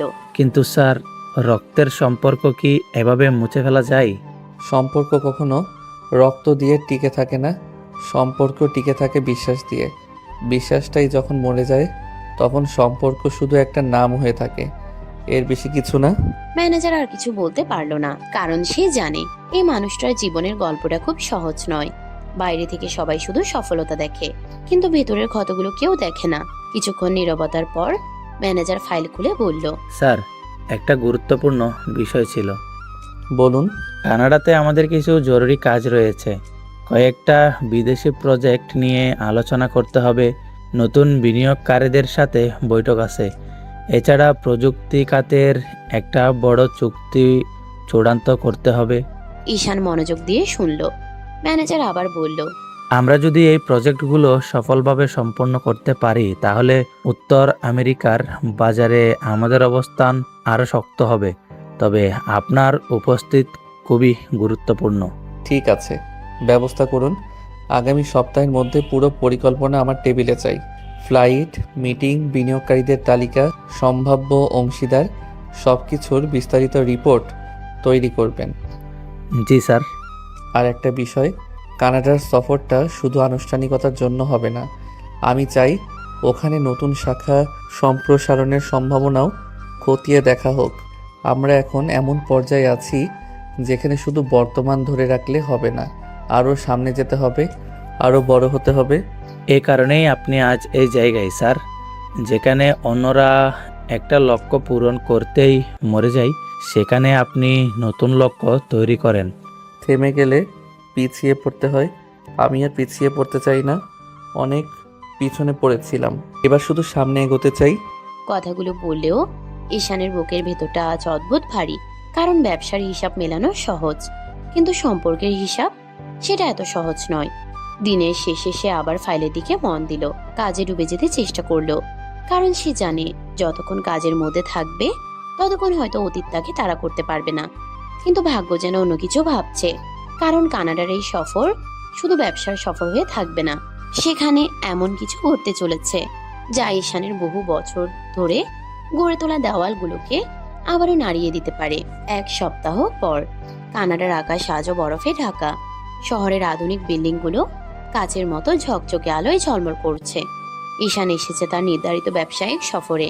এটা শুধু একটা সফর না, এটা তার সাম্রাজ্যকে আরো বিস্তৃত করার একটি গুরুত্বপূর্ণ ধাপ। প্রথম কয়েকদিনের মিটিং, ইনভেস্টর আলোচনা, নতুন প্রজেক্ট, শাইনিং, সবকিছুই খুব দক্ষতার সাথে শেষ করেছে সে। সবাই অবাক হয়ে তাকিয়েছিল, কারণ এই বয়সে এতটা নিয়ন্ত্রণ, এতটা ক্ষমতা, এতটা সিদ্ধান্ত নেওয়ার দক্ষতা খুব কম মানুষের মধ্যে থাকে। কিন্তু ঈশানের মুখে সেই পুরনো নির্লিপ্ততা, কোনো উচ্ছ্বাস নেই, কোনো আবেগ নেই, শুধু কাজ, শুধু লক্ষ্য। সফল মানুষদের জীবন বাইরে থেকে যতটা সুন্দর দেখায়, ভিতরটা সবসময় ততটা শান্ত থাকে না। ঈশানের জীবনেও তার ব্যতিক্রম নয়। সবকিছু ঠিকঠাক চলছিল। ঠিক তখনই একটা মিটিং এর নির্ধারিত ভ্যানিউতে প্রবেশ করতে ঈশান থমকে গেল। তার চোখ যেন মুহূর্তে স্থির হয়ে গেল। সামনে দাঁড়িয়ে থাকা মানুষটাকে দেখে তার মুখ শক্ত হয়ে উঠল, চোয়াল কষে গেল, হাতের মুঠো অজান্তেই শক্ত হয়ে গেল। সামনে দাঁড়িয়েছিল মিতু। এই সেই মিতু যে ছিল তার ভাবির বোন, যে একসময় খুব সহজভাবে তার কাছাকাছি আসার চেষ্টা করেছিল, যে তার জীবনে ঢুকে সবকিছু বদলে দিয়েছিল, আর তারপর যে এক ভয়ঙ্কর মিথ্যার জন্ম দিয়েছিল, যে বলেছিল ঈশান তার ইজ্জত নষ্ট করার চেষ্টা করেছে। একটা মিথ্যা অভিযোগ যেটা মুহূর্তেই তার পুরো জীবন উলটপালট করে দিয়েছিল। সেদিন মানুষ বিশ্বাস করেছিল, সমাজ বিশ্বাস করেছিল, আর সবচেয়ে ভয়ঙ্করভাবে তার নিজের বাবা বিশ্বাস করেছিল, আর তাকে পাঠিয়ে দিয়েছিল জেলে 5 বছরের অন্ধকারে। ঈশানের চোখ লাল হয়ে উঠল, কিন্তু মুখে কোনো শব্দ নেই। মিতু তাকে দেখে হালকা হাসলো, যেন কিছুই হয়নি, যেন অতীতটা শুধু একটা ছোট ভুল ছিল। ঈশান, তুমি এখানে? তুমি এখানে? আমি এই কোম্পানির কানাডার শাখার ম্যানেজার, আর আজকের মিটিংটা আমার সাথেই ছিল। কথাটা শুনে ঈশানের চোখ আগুনের মতো জ্বলে উঠল। তার মুখে একটুও পরিবর্তন নেই, কিন্তু ভেতরে যেন বিস্ফোরণ চলছে। কিছু মুখ মানুষ ভুলতে পারে না, কিছু কণ্ঠ মানুষ কখনো ক্ষমা করতে পারে না। মৃত টেবিলে ফাইল রেখে বলল, বসো, আমরা আজ একটা বড় প্রজেক্ট নিয়ে আলোচনা করব। ঈশান চেয়ার টেনে না বসে সরাসরি দাঁড়িয়ে রইল, তার চোখ মৃত্যুর দিকে স্থির। তারপর শান্ত কিন্তু ভয়ঙ্কর কণ্ঠে বলল, মিটিংয়ের কোনো প্রয়োজন নেই। মানে? আমি এই কোম্পানির সাথে কোনো ব্যবসা করব না। রুমে উপস্থিত সবাই এক মুহূর্তে থমকে গেল। বিদেশি প্রতিনিধিরা অবাক হয়ে তাকালো। তুমি সিরিয়াসলি বলছো? কোনো কারণ ছাড়াই তুমি রিজেক্ট করছো? কারণ আছে, কিন্তু সেটার জন্য ব্যবসার ভাষা যথেষ্ট না। আমার উপর রেগে তুমি এই চুক্তি রিজেক্ট করছো? রাগ না, আমি তো রাগ তখন হয় যখন কেউ গুরুত্বপূর্ণ। তুমি সেই পর্যায়েরও না, তুমি শুধু একটা অধ্যায় যেটা আমি অনেক আগেই বন্ধ করে দিয়েছি। তুমি আমাকে ভুল বুঝছো। সেদিন আমি যা করেছিলাম সেটা। ঈশান তাকে মাঝপথে থামিয়ে দিল, তার কণ্ঠ এবার আরো কঠিন। সেদিন তুমি যা বলেছিলে সেটা শুধু একটা মিথ্যা ছিল না, সেটা ছিল আমার পুরো জীবন ধ্বংস করার অস্ত্র। তুমি একটা মিথ্যা দিয়ে আমাকে জেলে পাঠিয়েছো, তুমি একটা মিথ্যা দিয়ে আমার পরিবারকে আমার বিরুদ্ধে দাঁড় করিয়েছো, আর সবচেয়ে বড় কথা, তুমি একটা মিথ্যা দিয়ে আমার বিশ্বাসকে মেরে ফেলেছো। রুমে একদম নিস্তব্ধতা নেমে এলো। মৃদুর মুখ ফ্যাকাশে হয়ে গেল। সে কাপা গলায় বলল, আমি তখন ভেবেছিলাম তুমি আমাকে ভালোবাসো না, তখন আমি ভয় পেয়েছিলাম। ভয়? তুমি ভেবেছিলে ভয় পেয়ে একজন মানুষের জীবন ধ্বংস করা যায়? তুমি ভাবলে কিভাবে তোমার মতো নোংরা মেয়ে আমার জীবনের অংশ হতে পারে? এই কথাটা শুনে মৃত্যু স্তব্ধ হয়ে গেল। তার চোখে পানি এসে গেল, কিন্তু ঈশান থামলো না। তুমি যদি সেদিন সত্যিটা বুঝতে পারতে তাহলে আজ আমাকে এখানে দাঁড়িয়ে এই কথা বলতে হতো না। তুমি নিজের মিথ্যার ফাঁদে নিজেই আটকে গেছো মিতু, এবং আমি সেই ফাঁদে আর কখনো পা দেব না। আমি বদলে গেছি, আমি তোমার কাছে ক্ষমা চাই। ক্ষমা ক্ষমা পাওয়া যায় ভুলের জন্য, ধ্বংসের জন্য না। এই মিটিং শেষ। আমার সময় নষ্ট করার জন্য ধন্যবাদ। আর এই কোম্পানির সাথে আমার আর কোনো ভবিষ্যৎ নেই। এই বলে সে ঘুরে দাঁড়ালো, ধীরে ধীরে রুম থেকে বেরিয়ে গেল। পেছনে পড়ে রইল নিস্তব্ধতা আর মিতুর ভেঙে যাওয়া চোখ। কিছু সম্পর্ক শেষ হয় কথায়, আর কিছু সম্পর্ক শেষ হয় চিরতরে। ঈশানের জন্য এই অধ্যায়টা ছিল দ্বিতীয়টা, কিন্তু রুমের বাইরে বের হয়ে আসার পর তার বুকের ভেতরটা এক মুহূর্তের জন্য ভারী হয়ে উঠল। কারণ অতীত যতই ভুলে যেতে চায়, কিছু মুখ বারবার সামনে এসে দাঁড়ায়, আর আজ সেই মুখটা আবারও তাকে নাড়িয়ে দিয়েছে। কানাডা সফরের পর 4 দিন কেটে গেছে। এই 4 দিনে ঈশান আবার নিজেকে কাজে ডুবিয়ে রেখেছে। সকালে অফিস, দুপুরে মিটিং, সন্ধ্যায় বিনিয়োগকারীদের সাথে আলোচনা, রাতে নতুন প্রজেক্টের পরিকল্পনা। যেন কাজের মধ্যেই সে নিজেকে লুকিয়ে রাখতে চায়। কিন্তু মানুষের জীবন কি আর এত সহজ? যে অতীতকে সে বারবার দূরে ঠেলে দিতে চায়, সেই অতীতই বারবার তার সামনে এসে দাঁড়াচ্ছে। আজ বিকেলে আবার তুলিদের সাথে একটি গুরুত্বপূর্ণ মিটিং রয়েছে। নতুন প্রজেক্টের দ্বিতীয় ধাপ নিয়ে আলোচনা হবে। নির্ধারিত সময়েই সবাই মিটিং রুমে উপস্থিত। বড় স্ক্রিনে একের পর এক পরিকল্পনা দেখানো হচ্ছে। ঈশান খুব মনোযোগ দিয়ে সবকিছু বুঝিয়ে দিচ্ছে। তার কণ্ঠ আত্মবিশ্বাসী, প্রতিটা পরিকল্পনা পরিষ্কার। উপস্থিত সবাই মুগ্ধ হয়ে শুনছে। তুলিও চুপচাপ বসে আছে, কিন্তু তার মন ব্যবসায় নেই। তার চোখ বারবার ঈশানের দিকে চলে যাচ্ছে। এই মানুষটাকে সে একসময় নিজের ভবিষ্যৎ ভাবত। আজ সেই মানুষটার সাথে কথা বলার অধিকারও যেন তার নেই। প্রায় 2 ঘন্টা ধরে মিটিং চলল। অবশেষে আলোচনা শেষ হলো। সবাই একে একে উঠে দাঁড়ালো, ফাইল গুছিয়ে বেরিয়ে যেতে লাগলো। কিছুক্ষণের মধ্যেই পুরো মিটিং রুম প্রায় ফাঁকা হয়ে গেল। ঈশানও নিজের ফাইল হাতে নিয়ে বের হওয়ার জন্য দরজার দিকে হাঁটতে লাগলো। ঠিক তখনই তুলি দ্রুত এগিয়ে এসে তার হাত ধরে ফেললো। ঈশান প্লিজ। হঠাৎ হাত ধরা পড়তেই ঈশান থেমে গেল, ধীরে ধীরে ঘুরে দাঁড়ালো। চোখে তীব্র বিরক্তি, তীক্ষ্ণ দৃষ্টি গিয়ে পড়লো তুলির মুখে। হাত ছাড়ো। আজ আমাকে কথা বলতে হবে। তুমি যতই এড়িয়ে যাও, আজ আমি না বলে যাব না। আমার ধৈর্যের পরীক্ষা নিও না। আমি শুধু চাই তুমি একবার আমার কথাটা শোনো, একবার বুঝতে চেষ্টা করো। আমি ভুল করেছি, আমি স্বীকার করছি, কিন্তু আমি যা দেখেছিলাম তখন আমি আর কিভাবে বিশ্বাস না করে থাকতাম বলো? ঈশান কিছু বলল না। তুলির গভীর শ্বাস নিয়ে বলতে শুরু করলো। সেদিন একটা মেয়ে কান্না করতে করতে সবার সামনে এসে বলল তুমি তার ইজ্জত নষ্ট করার চেষ্টা করেছো। ওর জামা কাপড় ছেঁড়া ছিল, ও কাঁদছিল, ও চিৎকার করছিল, চারপাশে সবাই তাকিয়েছিল, সবাই ওর কথাই বিশ্বাস করছিল। আমি তখন কি করতাম বলো? তুমি কি চাও আমি সবাইকে বাদ দিয়ে শুধু তোমার কথাই বিশ্বাস করতাম? তুমি কি চাও আমি চোখের সামনে যা দেখেছি তা অস্বীকার করতাম? আমি মানুষ ছিলাম ঈশান, আমি ভয় পেয়েছিলাম, আমি হতবাক হয়ে গেছিলাম। আমি বুঝতে পারিনি কি সত্যি আর কি মিথ্যা, তাই আমিও সবার মতো ভুল করেছিলাম। ঈশান ধীরে ধীরে নিজের হাত ছাড়িয়ে নিল। তার চোখে জমে থাকা কষ্ট বের স্পষ্ট। সে কয়েক সেকেন্ড চুপ করে রইল, তারপর নিচু কিন্তু কাঁপা কণ্ঠে বলল, তুমি না বলতে তুমি আমাকে ভালোবাসো? এই ছিল তোমার ভালোবাসা? একটা মেয়ে এসে কিছু কথা বলল আর তুমি বিশ্বাস করে নিলে? একবারও আমার চোখের দিকে তাকিয়ে জানতে চাওনি আমি সত্যি বলছি নাকি মিথ্যা? একবারও আমাকে জিজ্ঞেস করনি কি ঘটেছিল? একবারও বলনি ঈশান আমি তোমার কথা শুনতে চাই?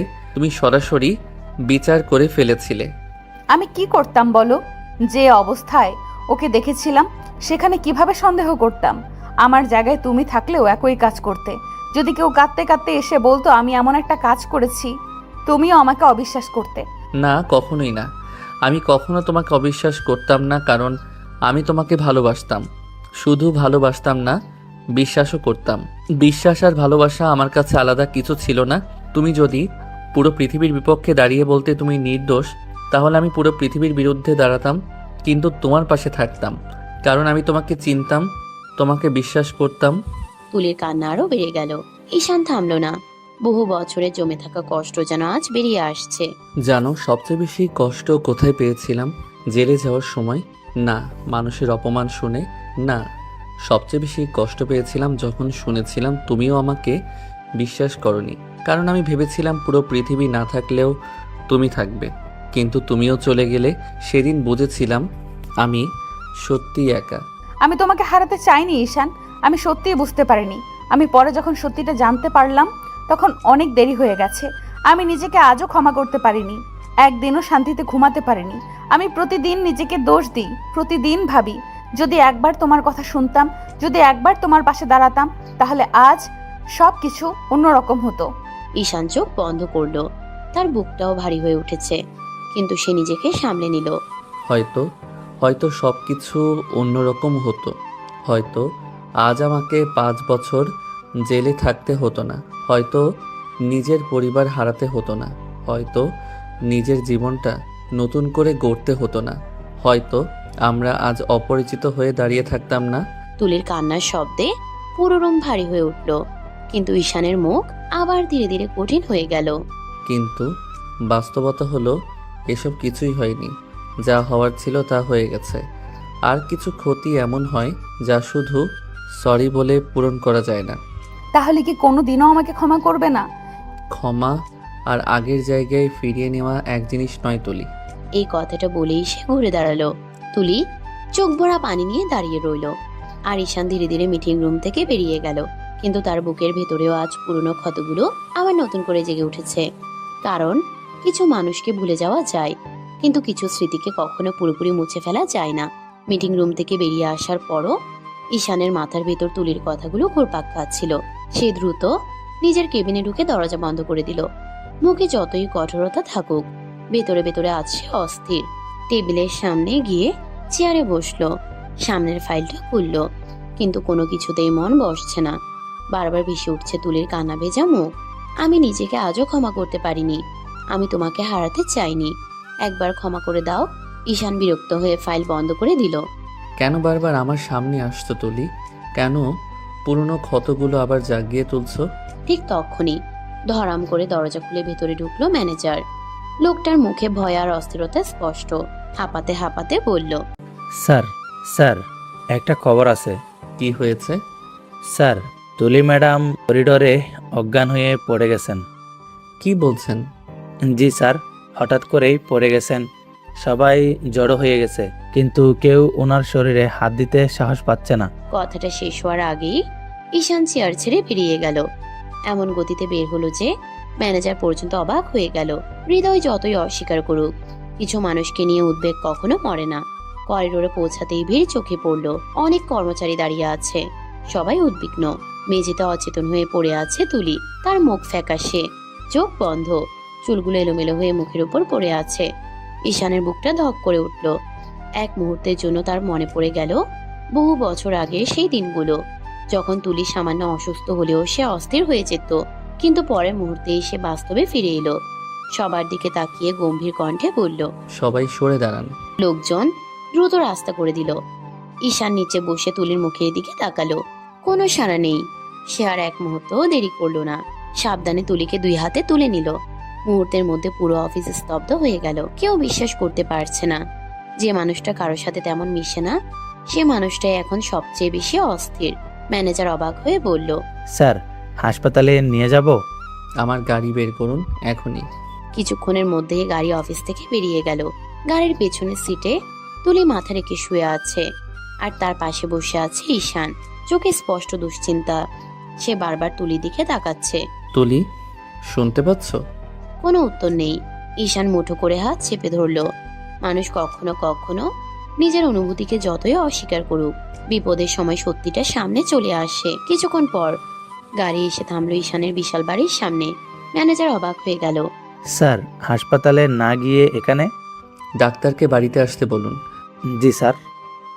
ঈশান আবার তুলিকে কোলে তুলে নিল, তারপর সোজা ভেতরে ঢুকে গেল। বাড়ির কর্মচারীরা হতবাক, কারণ তারা আগে কখনো কোনো মেয়েকে এই বাড়িতে আসতে দেখেনি। ঈশান সোজা উপরের তলায় নিজের অতিথি কক্ষে গিয়ে তুলিকে বিছানায় শুয়ে দিল, তারপর পাশে দাঁড়িয়ে রইল। কিছুক্ষণ পর ডাক্তার এসে পৌঁছালো।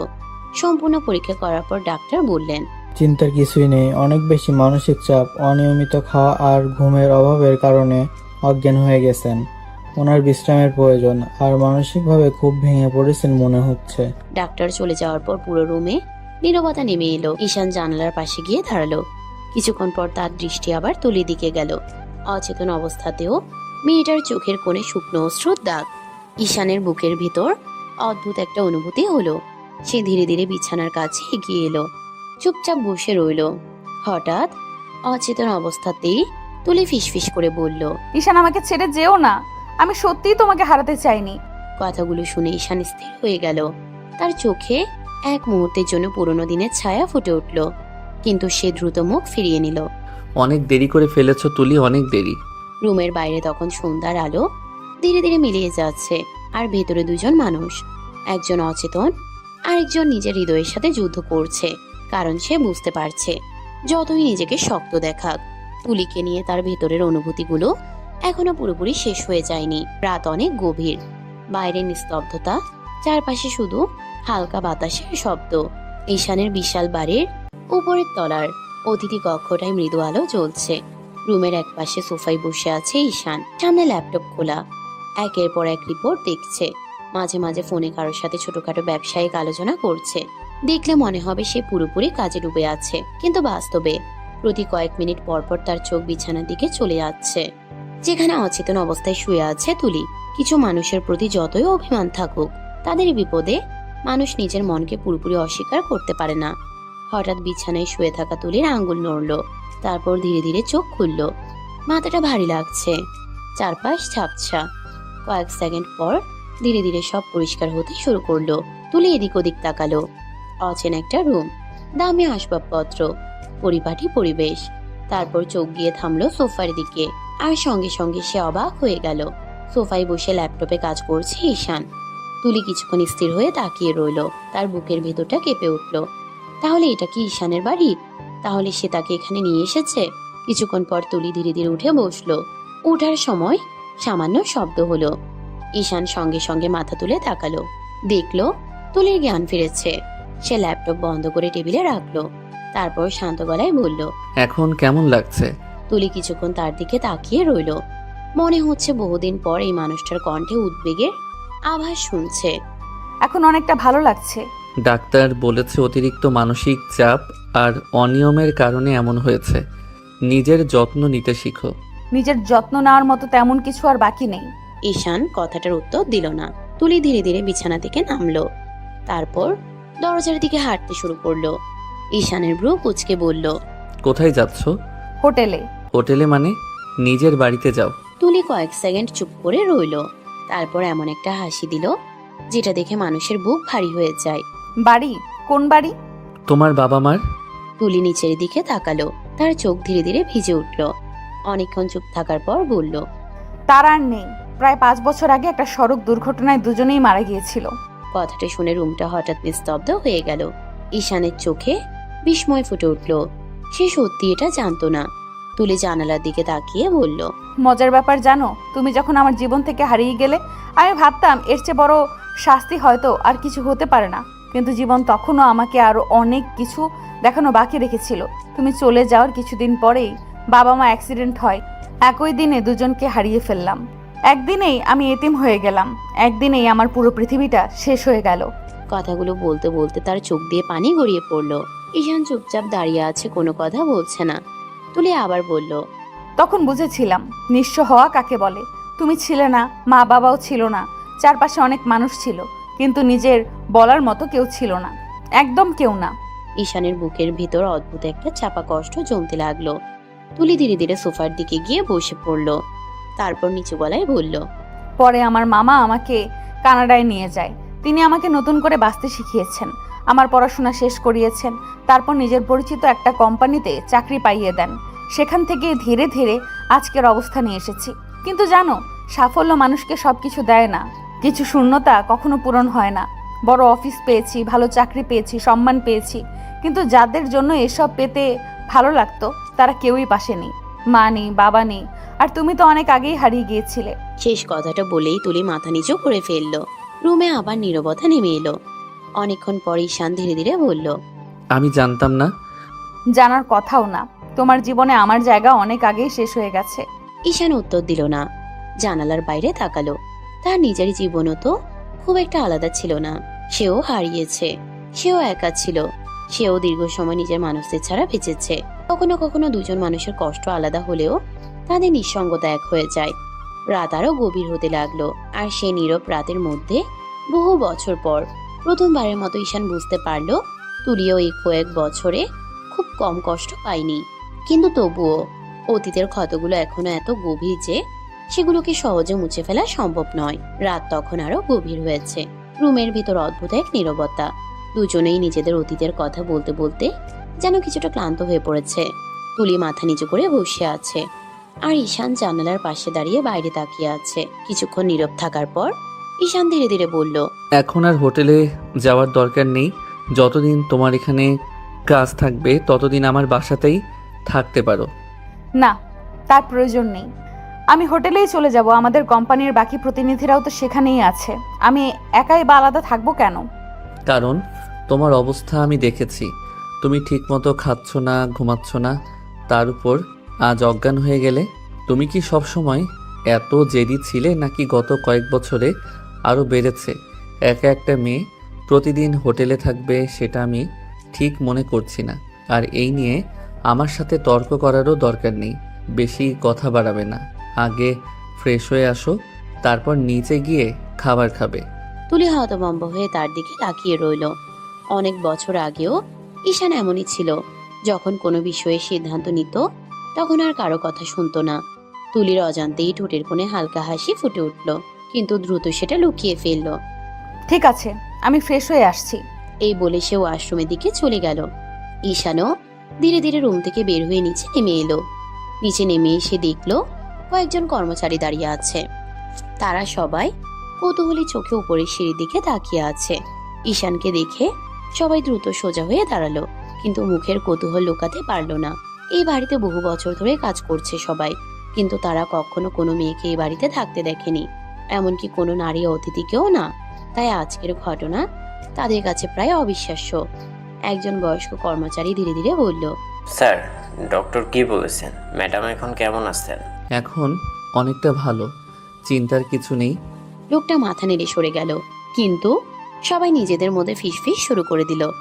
একজন বলল, আমি তো এই প্রথম কোনো মেয়েকে স্যারের বাড়িতে দেখলাম। আমিও। স্যার তো কখনো কারোর দিকে তাকাইও দেখেন না। আমার মনে হয় ম্যাডামের সাথে স্যারের বিশেষ কোনো সম্পর্ক আছে, না হলে স্যার নিজে কোলে করে বাড়িতে আনবে কেন? আমি তো অনেক আগেই বুঝে গেছি। স্যারের মুখ যতই রাগ থাকুক, ম্যাডামকে নিয়ে যে হালাতে চিন্তা করেন সেটা স্পষ্ট। সবাই নিজেদের মতো করে গল্প বানাতে লাগলো। ঠিক তখনই ঈশানের গম্ভীর কণ্ঠ ভেসে এলো, তোমাদের আলোচনা শেষ হয়েছে? মুহূর্তের মধ্যে সবাই চুপ, একদম নিস্তব্ধ। সবার মুখ শুকিয়ে গেল।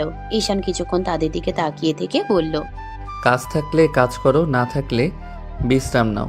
অযথা গল্প করার জন্য বেতন দেওয়া হয় না।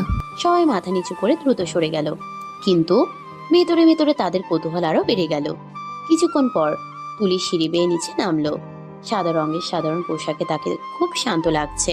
ঈশান এক মুহূর্ত তাকিয়ে আবার চোখ ফিরিয়ে নিল। তুলিও কিছু বলল না, শুধু চুপচাপ ডাইনিং টেবিলের দিকে এগিয়ে গেল। ডাইনিং হলের বিশাল টেবিলে দুজন মুখোমুখি বসলো। ঈশান পাশে দাঁড়িয়ে থাকা কর্মচারীদের দিকে তাকিয়ে বলল, খাবার পরিবেশন করো। মুহূর্তের মধ্যে টেবিলে একের পর এক খাবার সাজানো হতে লাগলো। তুলি অবাক হয়ে তাকিয়ে রইল। এত খাবার! এখানে তো একটা পরিবারের 10 জন মানুষ খেতে পারবে। রান্নাঘরে যা রান্না হয়েছে তাই দেওয়া হয়েছে। তোমার এখনো বদল হয়নি? মানে? আগে যেমন নিজের যত্ন নিতে জানতে না, এখনো তেমনই। এত বড় বাড়িতে একা থাকো, এত খাবার তৈরি হয়, কিন্তু ঠিকমতো খাও না, শুধু কাজ আর কাজ। ঈশান কিছু বলল না, চুপচাপ প্লেটে খাবার নিতে লাগলো। তুলি তার দিকে তাকিয়ে রইল, কারণ বহু বছর পর সে আবার সেই মানুষটার সাথে একই টেবিলে বসে খাচ্ছে, যাকে একসময় নিজের পুরো পৃথিবী ভাবত। আর ঈশানও বুঝতে পারছে, যতই দূরে সরে যাক, ভাগ্য যেন বারবার তাদের মুখোমুখি দাঁড় করিয়ে দিচ্ছে। কিন্তু এই কাছাকাছি আসা কি পুরনো দূরত্ব কমাবে, নাকি নতুন কোনো ঝড়ে শুরু করবে, সে উত্তর এখনো অজানা। দিনগুলো ধীরে ধীরে কেটে যাচ্ছিল। তুলি এখন ঈশানের বাড়িতেই থাকছে। সকালে দুজন একসাথে অফিসে যায়। সারাদিন কাজ, মিটিং, প্রজেক্ট, নতুন নতুন পরিকল্পনা। তারপর সন্ধ্যায় আবার একসাথে বাড়ি ফেরা। তবে তাদের সম্পর্কের দূরত্বটা এখনো আগের মতোই রয়ে গেছে। রাতে কখনো কখনো ডাইনিং টেবিলে বসে দু একটা কথা হয়, কাজের বিষয়ে, খাওয়ার বিষয়ে, অফিসের বিষয়ে, এর বেশি কিছু নয়। তুলি বহুবার চেষ্টা করেছে ব্যক্তিগত কোনো কথা বলার, কিন্তু ঈশান খুব সুন্দর করে বিষয় বদলে দেয়, যেন সে ইচ্ছে করে একটা দেয়াল তুলে রেখেছে। একটা দেয়াল যেটা কেউ ভাঙতে পারছে না। কিছু ক্ষত সময়ের সাথে শুকিয়ে যায়, আর কিছু ক্ষত মানুষ নিজেই আগলে রাখে, কারণ সে ভয় পায় আবার আঘাত পেতে। আজকের দিনটা একটু আলাদা। আজ ঈশানের জন্মদিন, কিন্তু বাড়ির কেউ জানে না, অফিসের কেউ জানে না, কারণ ঈশান কখনো নিজের জন্মদিন পালন করে না। গত 8 বছরে তো নয়ই। সকালে স্বাভাবিকভাবেই অফিস গেছে, সারাদিন কাজ করেছে, সন্ধ্যায় ফিরে এসেছে। এখন রাত। ডাইনিং রুমের এক পাশে বসে ল্যাপটপে কাজ করছে তুলি। আগামীকালের প্রেজেন্টেশনের কিছু ফাইল তৈরি করছে। হঠাৎ কলিং বেলের শব্দ ভেসে এলো। তুলি মাথা তুলে তাকালো। এত রাতে কে আসতে পারে? বাড়ির কর্মচারীরা রান্নাঘরের দিকে ব্যস্ত, তাই সে নিজেই উঠে গেল। ধীরে ধীরে দরজার কাছে গিয়ে দরজা খুলল, আর দরজা খুলতেই সে অবাক হয়ে গেল। সামনে দাঁড়িয়ে আছেন ঈশানের মা, আর তার পাশে ঈশানের ভাবি। তুলিকে দেখে দুজনেই হতবাক। কয়েক সেকেন্ড কেউ কোনো কথা বলতে পারলো না। মনে হচ্ছে তারা নিজেদের চোখকেই বিশ্বাস করতে পারছে না। সবার আগে ঈশানের মা বললেন, তুলি, তুমি এখানে? জি, আসলে ঈশানের সাথে একটা ব্যবসায়িক কাজ চলছে, সেই কারণে কিছুদিন এখানে থাকতে হচ্ছে। তুমি এই বাড়িতে থাকছো? জি। সত্যি বলতে কি, আমি কখনো ভাবিনি এই দৃশ্য দেখব। ঈশান সবাইকে দূরে সরিয়ে দিয়েছে, সবাইকে, কিন্তু তোমাকে অন্তত এই বাড়িতে জায়গা দিয়েছে।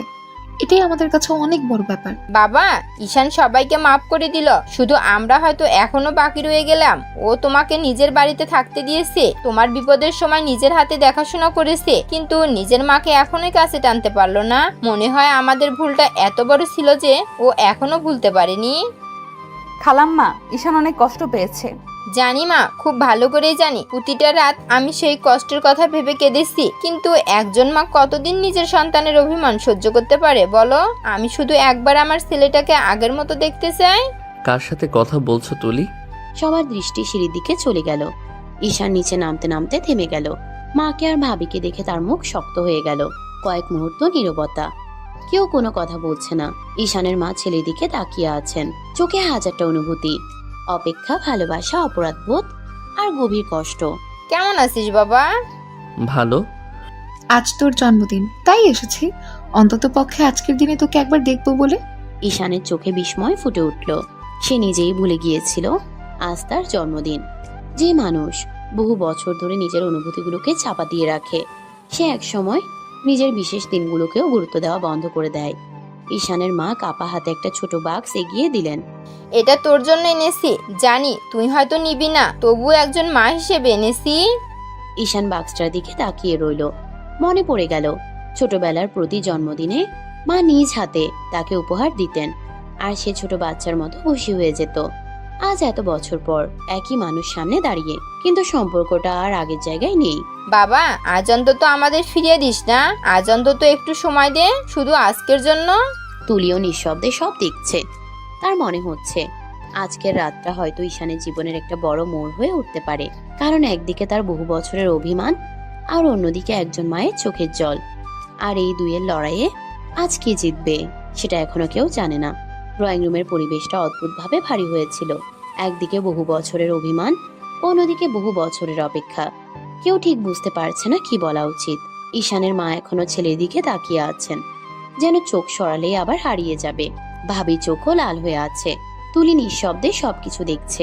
অনেকক্ষণ নীরব থাকার পর ঈশান ধীরে ধীরে বলল, সবাই দাঁড়িয়ে আছেন কেন? বসুন। কথাটা শুনেই ঈশানের মায়ের চোখ ভিজে উঠল, কারণ এতদিন পর হলেও ছেলে অন্তত তাদের বসতে বলেছে। সবাই ধীরে ধীরে সোফায় গিয়ে বসলো। ঈশানের মা তখন হাতে থাকা বক্সটার সামনে এগিয়ে দিলেন। বাবা, আমি নিজের হাতে একটা কেক বানিয়ে এনেছি, জানি না তোর পছন্দ হবে কিনা। অনেক বছর পর বানালাম, তুমি ছোটবেলায় এই কেকটা খুব পছন্দ করতিস। মায়ের কণ্ঠ কেঁপে উঠল। ঈশান কিছুক্ষণ চুপচাপ কেকটার দিকে তাকিয়ে রইল। মনে পড়ে গেল শৈশবের অসংখ্য জন্মদিন, মায়ের হাতের রান্না, মায়ের হাতের কেক, মায়ের মুখের হাসি, কত স্মৃতি, কত পুরনো সময়। মা কাপা গলায় বললেন, বাবা, কেকটা কাটবি? ঈশান মায়ের দিকে তাকালো, তারপর ধীরে ধীরে মাথা নেড়ে সম্মতি দিল। কোনো কথা বলল না, শুধু টেবিলের কাছে গিয়ে দাঁড়ালো। সবাই নিঃশ্বাস আটকে তাকিয়ে আছে। অনেক বছর পর ঈশান নিজের জন্মদিনে কেক কাটছে। ছুরিটা হাতে নিয়ে ধীরে ধীরে কেক কাটলো। মুহূর্তের মধ্যে সবার মুখে হাসি ফুটে উঠল। মায়ের চোখ দিয়ে আনন্দের অশ্রু গড়িয়ে পড়ল। আল্লাহর কাছে হাজার শুকরিয়া, আজ এতদিন পর আমার ছেলেকে জন্মদিনে কেক কাটতে দেখলাম। আজকে মনে হচ্ছে আগের সেই ঈশানকে একটু হলেও ফিরে পেয়েছি। তুলি চুপচাপ দাঁড়িয়ে আছে, কিন্তু তার চোখেও জল, কারণ সে বুঝতে পারছে এই দৃশ্যটা ঈশানের পরিবারের কাছে কতটা মূল্যবান। কেক কাটার পর ঈশানের মা নিজ হাতে এক টুকরো কেক ছেলের মুখে তুলে দিলেন। কত বছর হয়ে গেল তোকে এভাবে খাওয়াই না, একবারও সুযোগ পেলাম না। ঈশান কিছু বলল না, কিন্তু কেকটা খেয়ে নিল। মায়ের চোখ আবার ভিজে উঠল।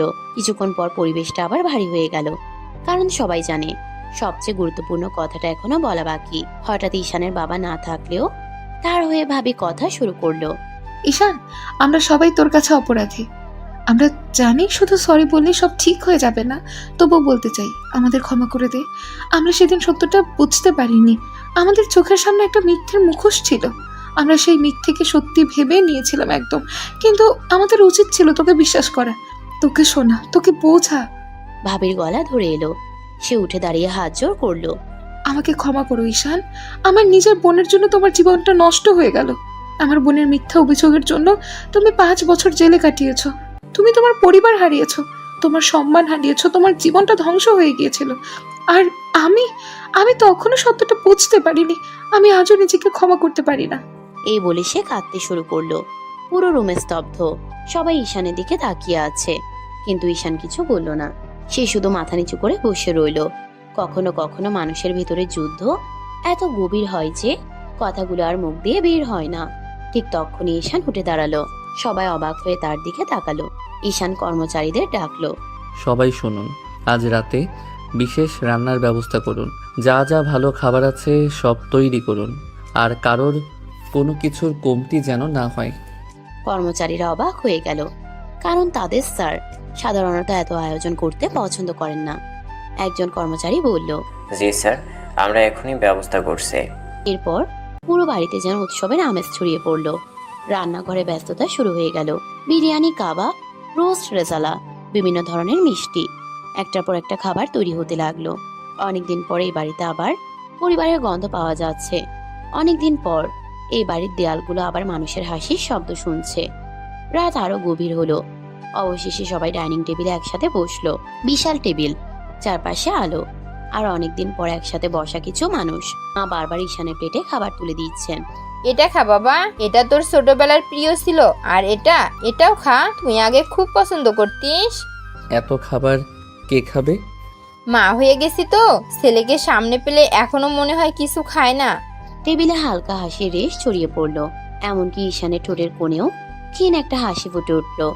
বহু বছর পর আজ প্রথমবারের মতো ঈশানের মনটা একটু হালকা লাগছে। পুরোপুরি নয়, কিন্তু একটু। অনেকদিন পর সে নিজের কষ্টগুলো কয়েক মুহূর্তের জন্য ভুলতে পেরেছে। অনেকদিন পর তার ভেতরে শূন্যতাটা সামান্য হলেও কম মনে হচ্ছে। খাওয়া প্রায় শেষের দিকে। হঠাৎ ঈশানের মা ধীরে ধীরে বললেন, বাবা, একটা কথা বলবো? চল না বাবা, বাড়ি ফিরে যাই। যত রাগ আছে আমাদের উপর বাড়িতে গিয়ে করিস, যত অভিমান আছে করিস। চাইলে কথা বলিস না, চাইলে আমাদের দিকে তাকাস না, তবুও চল। তোর ঘরটা এখনো তোর জন্য অপেক্ষা করছে প্রতিদিন। তোর বাবা এখনো দরজার দিকে তাকিয়ে থাকে প্রতিদিন। বাবা, এই বয়সে এসে আর কিছু চাই না, শুধু চাই আমার ছেলেটা আমার চোখের সামনে থাকুক। তুমি বাড়ি ফিরে চল বাবা, তুমি বাড়ি ফিরে চল। এই বলে তিনি চুপ করে গেলেন। পুরো ডাইনিং টেবিলে আবার নীরবতা নেমে এলো। সবাই অপেক্ষা করছে ঈশান কি উত্তর দেবে। সে কি নিজের অভিমান ভেঙে ফিরে যাবে, নাকি এখনো তার হৃদয়ের ক্ষতগুলো খুব গভীর? ঈশান চুপচাপ বসে রইল। তার চোখে তখন এক অদ্ভুত দ্বন্দ্ব, কারণ আজ বহু বছর পর প্রথমবারের মতো তার হৃদয় আর মস্তিষ্ক একে অপরের বিরুদ্ধে লড়াই শুরু করেছে। দিনগুলো আবার নিজের গতিতে এগিয়ে চলল। ঈশানের জন্মদিনের সেই রাতের পর পরিবেশটা কিছুটা বদলেছিল। আগের মতো এতটা ঠান্ডা ছিল না, আবার পুরোপুরি স্বাভাবিক হয়নি। ঈশানের মা মাঝে মধ্যে ফোন করতেন। ঈশান খুব বেশি কথা না বললেও ফোন কেটে দিত না।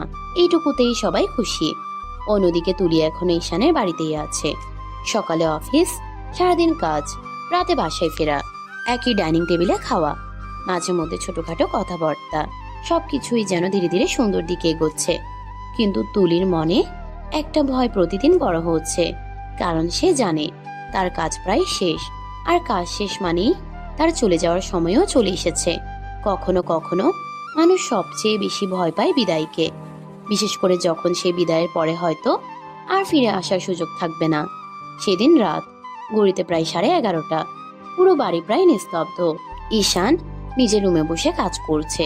সামনে ল্যাপটপ, একের পর এক ফাইল, কানাডার নতুন প্রজেক্টের রিপোর্ট, বিদেশি বিনিয়োগকারীদের তথ্য, সবকিছু খুঁটিয়ে দেখছে। ঠিক তখনই দরজায় নক পড়ল। ঈশান চোখ না তুলেই বলল, আসো। দরজা খুলে ভেতরে ঢুকলো তুলি। আজ তার মুখটা কেমন যেন বিষণ্ণ, চোখেও অদ্ভুত একটা কষ্ট। ঈশান মাথা তুলে তাকালো, কিছুক্ষণ চুপচাপ তার দিকে তাকিয়ে থেকে বলল, কিছু বলবে? আমার কাজ প্রায় শেষ, তারপর? আর 2 দিন পর আমার ফিরে যেতে হবে। কথাটা বলেই সে ঈশানের দিকে তাকালো। তার বুকের ভিতর তখন অদ্ভুত এক প্রত্যাশা। সে চেয়েছিল ঈশান হয়তো বলবে তাকে না যেতে, কিন্তু ঈশান কয়েক সেকেন্ড চুপ থেকে শুধু বলল, আচ্ছা। একটা মাত্র শব্দ, আচ্ছা, আর কিছু না। তুলির বুকের ভেতরটা যেন মুহূর্তেই ভেঙে গেল।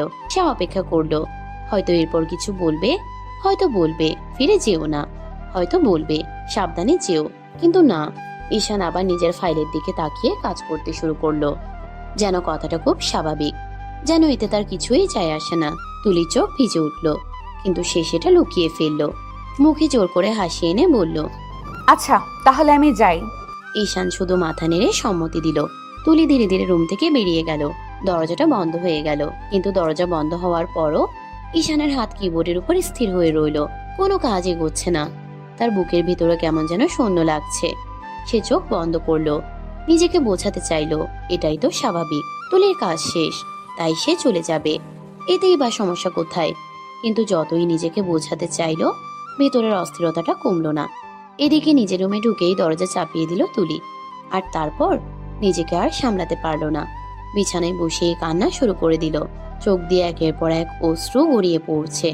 সে মুখে হাত চাপা দিল, তবুও কান্না থামছে না। কেন ঈশান, কেন? তুমি আমাকে বুঝতে পারছো না?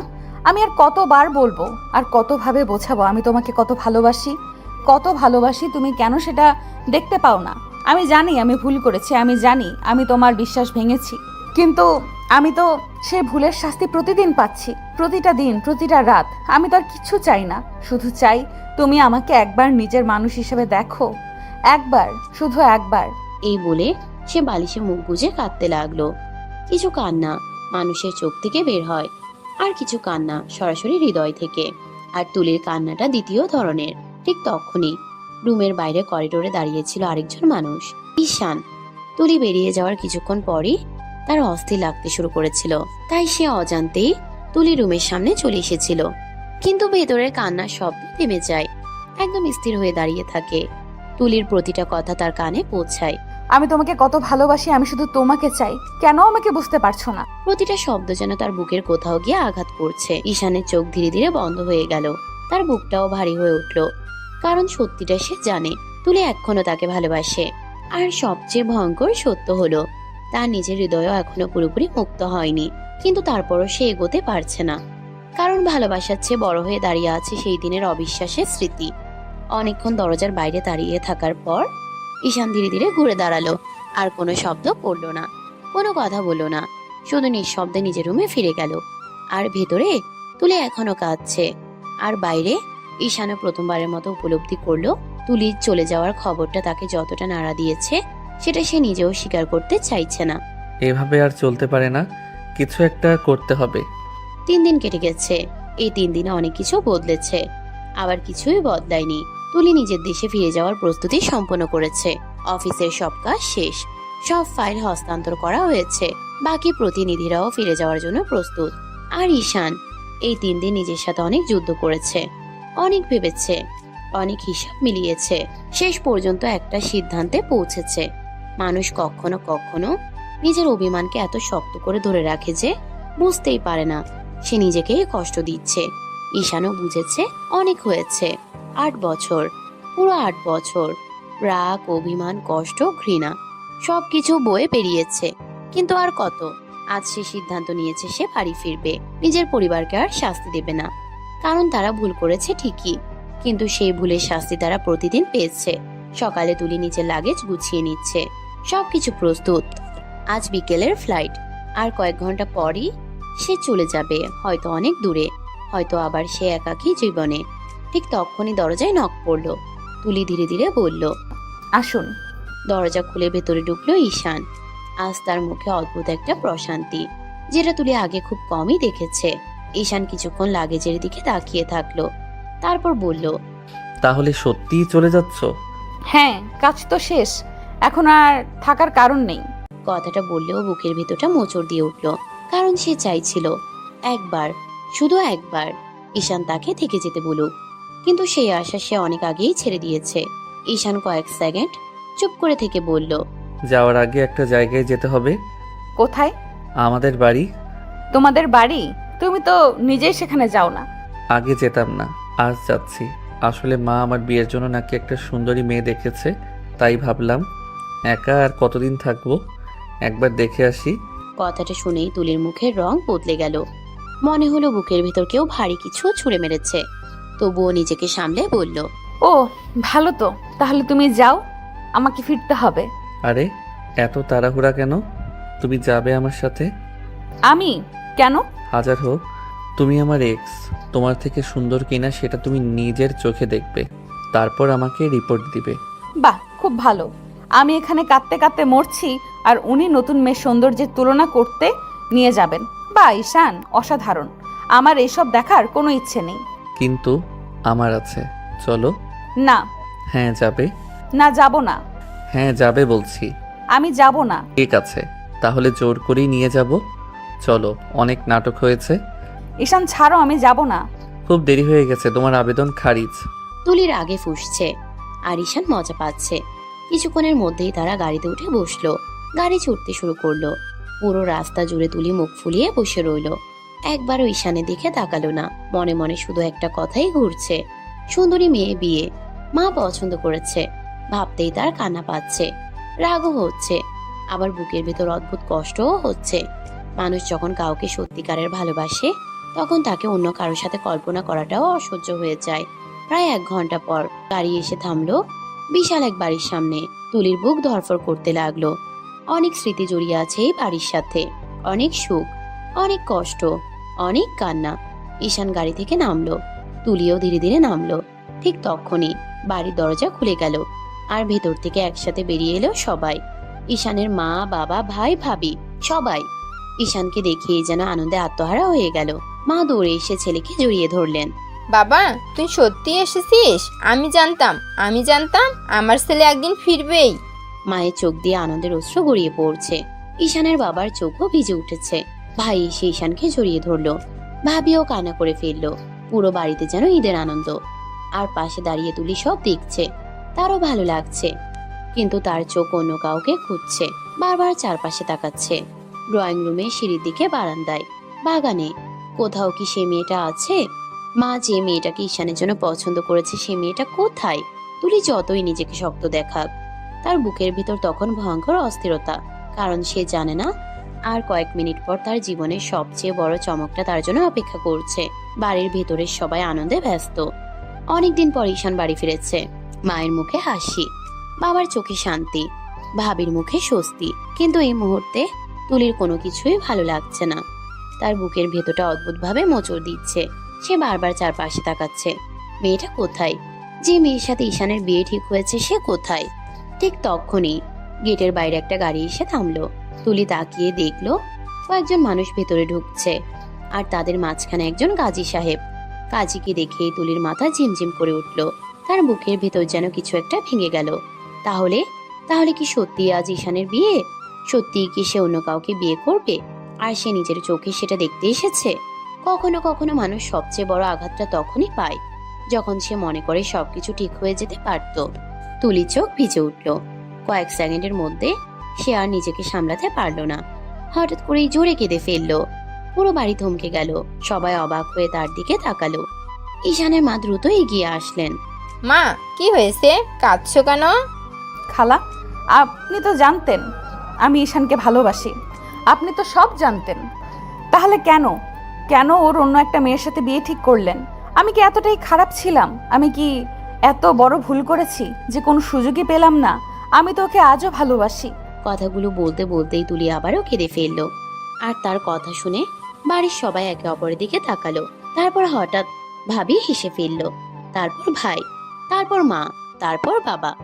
এক সময় পুরো বাড়ি হা হা করে হেসে উঠলো। তুলি হতবাক। সে কিছুই বুঝতে পারছে না। আপনারা হাসছেন কেন? আমি কি কোনো মজা করেছি? আরে বোকা মেয়ে, অন্য কোনো মেয়ের সাথে ঈশানের বিয়ে হচ্ছে না। মানে? মানে আজ ঈশানের বিয়ে ঠিকই হচ্ছে, কিন্তু সে মেয়েটা তুমি, শুধু তুমি। আমরাই তোমাকে বোকা বানিয়ে এখানে নিয়ে এসেছি। কথাটা শুনে তুলি যেন পাথর হয়ে গেল। কয়েক মুহূর্ত সে শুধু দাঁড়িয়ে রইল, মনে হচ্ছে সে ঠিক শুনতে পায়নি। কি? আমি? হ্যাঁ হ্যাঁ, তুমি। আমাদের বাড়ির বউ হিসেবে আজ তোমাকে বিয়ে করবে ঈশান। তুলি এবার ধীরে ধীরে ঈশানের দিকে তাকালো। ঈশানের ঠোঁটের কোণে তখন দুষ্ট একটা হাসি। সবকিছু বুঝতে তার আর বাকি রইল না। এই লোকটাই সব প্ল্যান করেছে। তার চোখ বড় বড় হয়ে গেল। ঈশান, তুমি? সারপ্রাইজ কেমন ছিল? তোমাকে আমি ছাড়বো না। কথাটা শুনে সবাই আবার হেসে উঠল। কিছুক্ষণ পর শুরু হলো বিয়ের আয়োজন। অনেক দিনের অপেক্ষা, অনেক বছরের কষ্ট, অনেক ভুল বোঝাবুঝি, অনেক কান্না, সবকিছুর পর অবশেষে তারা পাশাপাশি বসেছে। কাজী সাহেব বিয়ের আনুষ্ঠানিকতা সম্পন্ন করলেন। দুজনের সম্মতিতে বিয়ে সম্পন্ন হলো। মায়ের চোখে আনন্দের জল, বাবার মুখে শান্তির হাসি। ভাবি মনে মনে আল্লাহর কাছে শুকরিয়া আদায় করলেন, কারণ অবশেষে সবকিছু ঠিক হয়ে গেছে। অনেক ঝড়ের পর তাদের জীবনে শান্তি এসেছে। বাসর রাত, রাত গভীর, চারপাশে নিস্তব্ধতা। ফুল দিয়ে সাজানো ঘরে বসে আছে তুলি, মুখ ফুলিয়ে, চোখে রাগ, আর সামনে দাঁড়িয়ে আছে ঈশান। ঈশান হাসি চেপে বলল, কি হলো, এভাবে তাকিয়ে আছো কেন? বেয়াদব মানুষ একটা। তুমি জানো আজ আমার কি অবস্থা হয়েছিল? আমার তো মনে হচ্ছিল সত্যিই তুমি অন্য কাউকে বিয়ে করতে যাচ্ছ। আমার জানটাই বের হয়ে যাচ্ছিল। আচ্ছা, হ্যাঁ, আমি কাঁদতে কাঁদতে শেষ, আর তুমি দাঁড়িয়ে দাঁড়িয়ে মজা দেখছিলে। এটা তোমাকে কষ্ট দেওয়ার জন্য না, শুধু সামান্য একটা শাস্তি ছিল।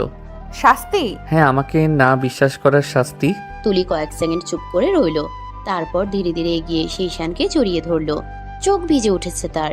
এমন শাস্তি আর কখনো দিও না। সত্যি বলছি, আজ মনে হচ্ছিল আমার প্রাণটাই উড়ে যাবে। আমি তোমাকে হারানোর ভয় আর নিতে পারবো না। আমিও আর হারাতে চাই না। অনেক হারিয়েছি, অনেক কষ্ট পেয়েছি। এবার শুধু শান্তিতে বাঁচতে চাই তোমাকে নিয়ে। একটা কথা মনে রাখবে, জীবনে যত বড় ঝড়ই আসুক আর কখনো আমাকে অবিশ্বাস করবে না, কারণ বিশ্বাস ভেঙে গেলে সম্পর্ক টিকে থাকে না। কখনো না, এবার আর কখনো না। আমি সারা জীবন তোমার পাশে থাকবো। ঈশান মৃদু হেসে তার কপালে স্নেহ ভরে চুমু দিল। তারপর দুজন একে অপরকে জড়িয়ে রইল। সব গল্পের শেষ সুখের হয় না, কিন্তু কিছু গল্প অনেক কান্না, কষ্ট আর অপেক্ষার পর সুখ খুঁজে পায়। ঈশান আর তুলির গল্প তেমনই। 5 বছরের অন্ধকার পেরিয়ে তারা অবশেষে নিজেদের আলো খুঁজে পেয়েছে। আর এবার তাদের নতুন জীবনের শুরু। সমাপ্ত।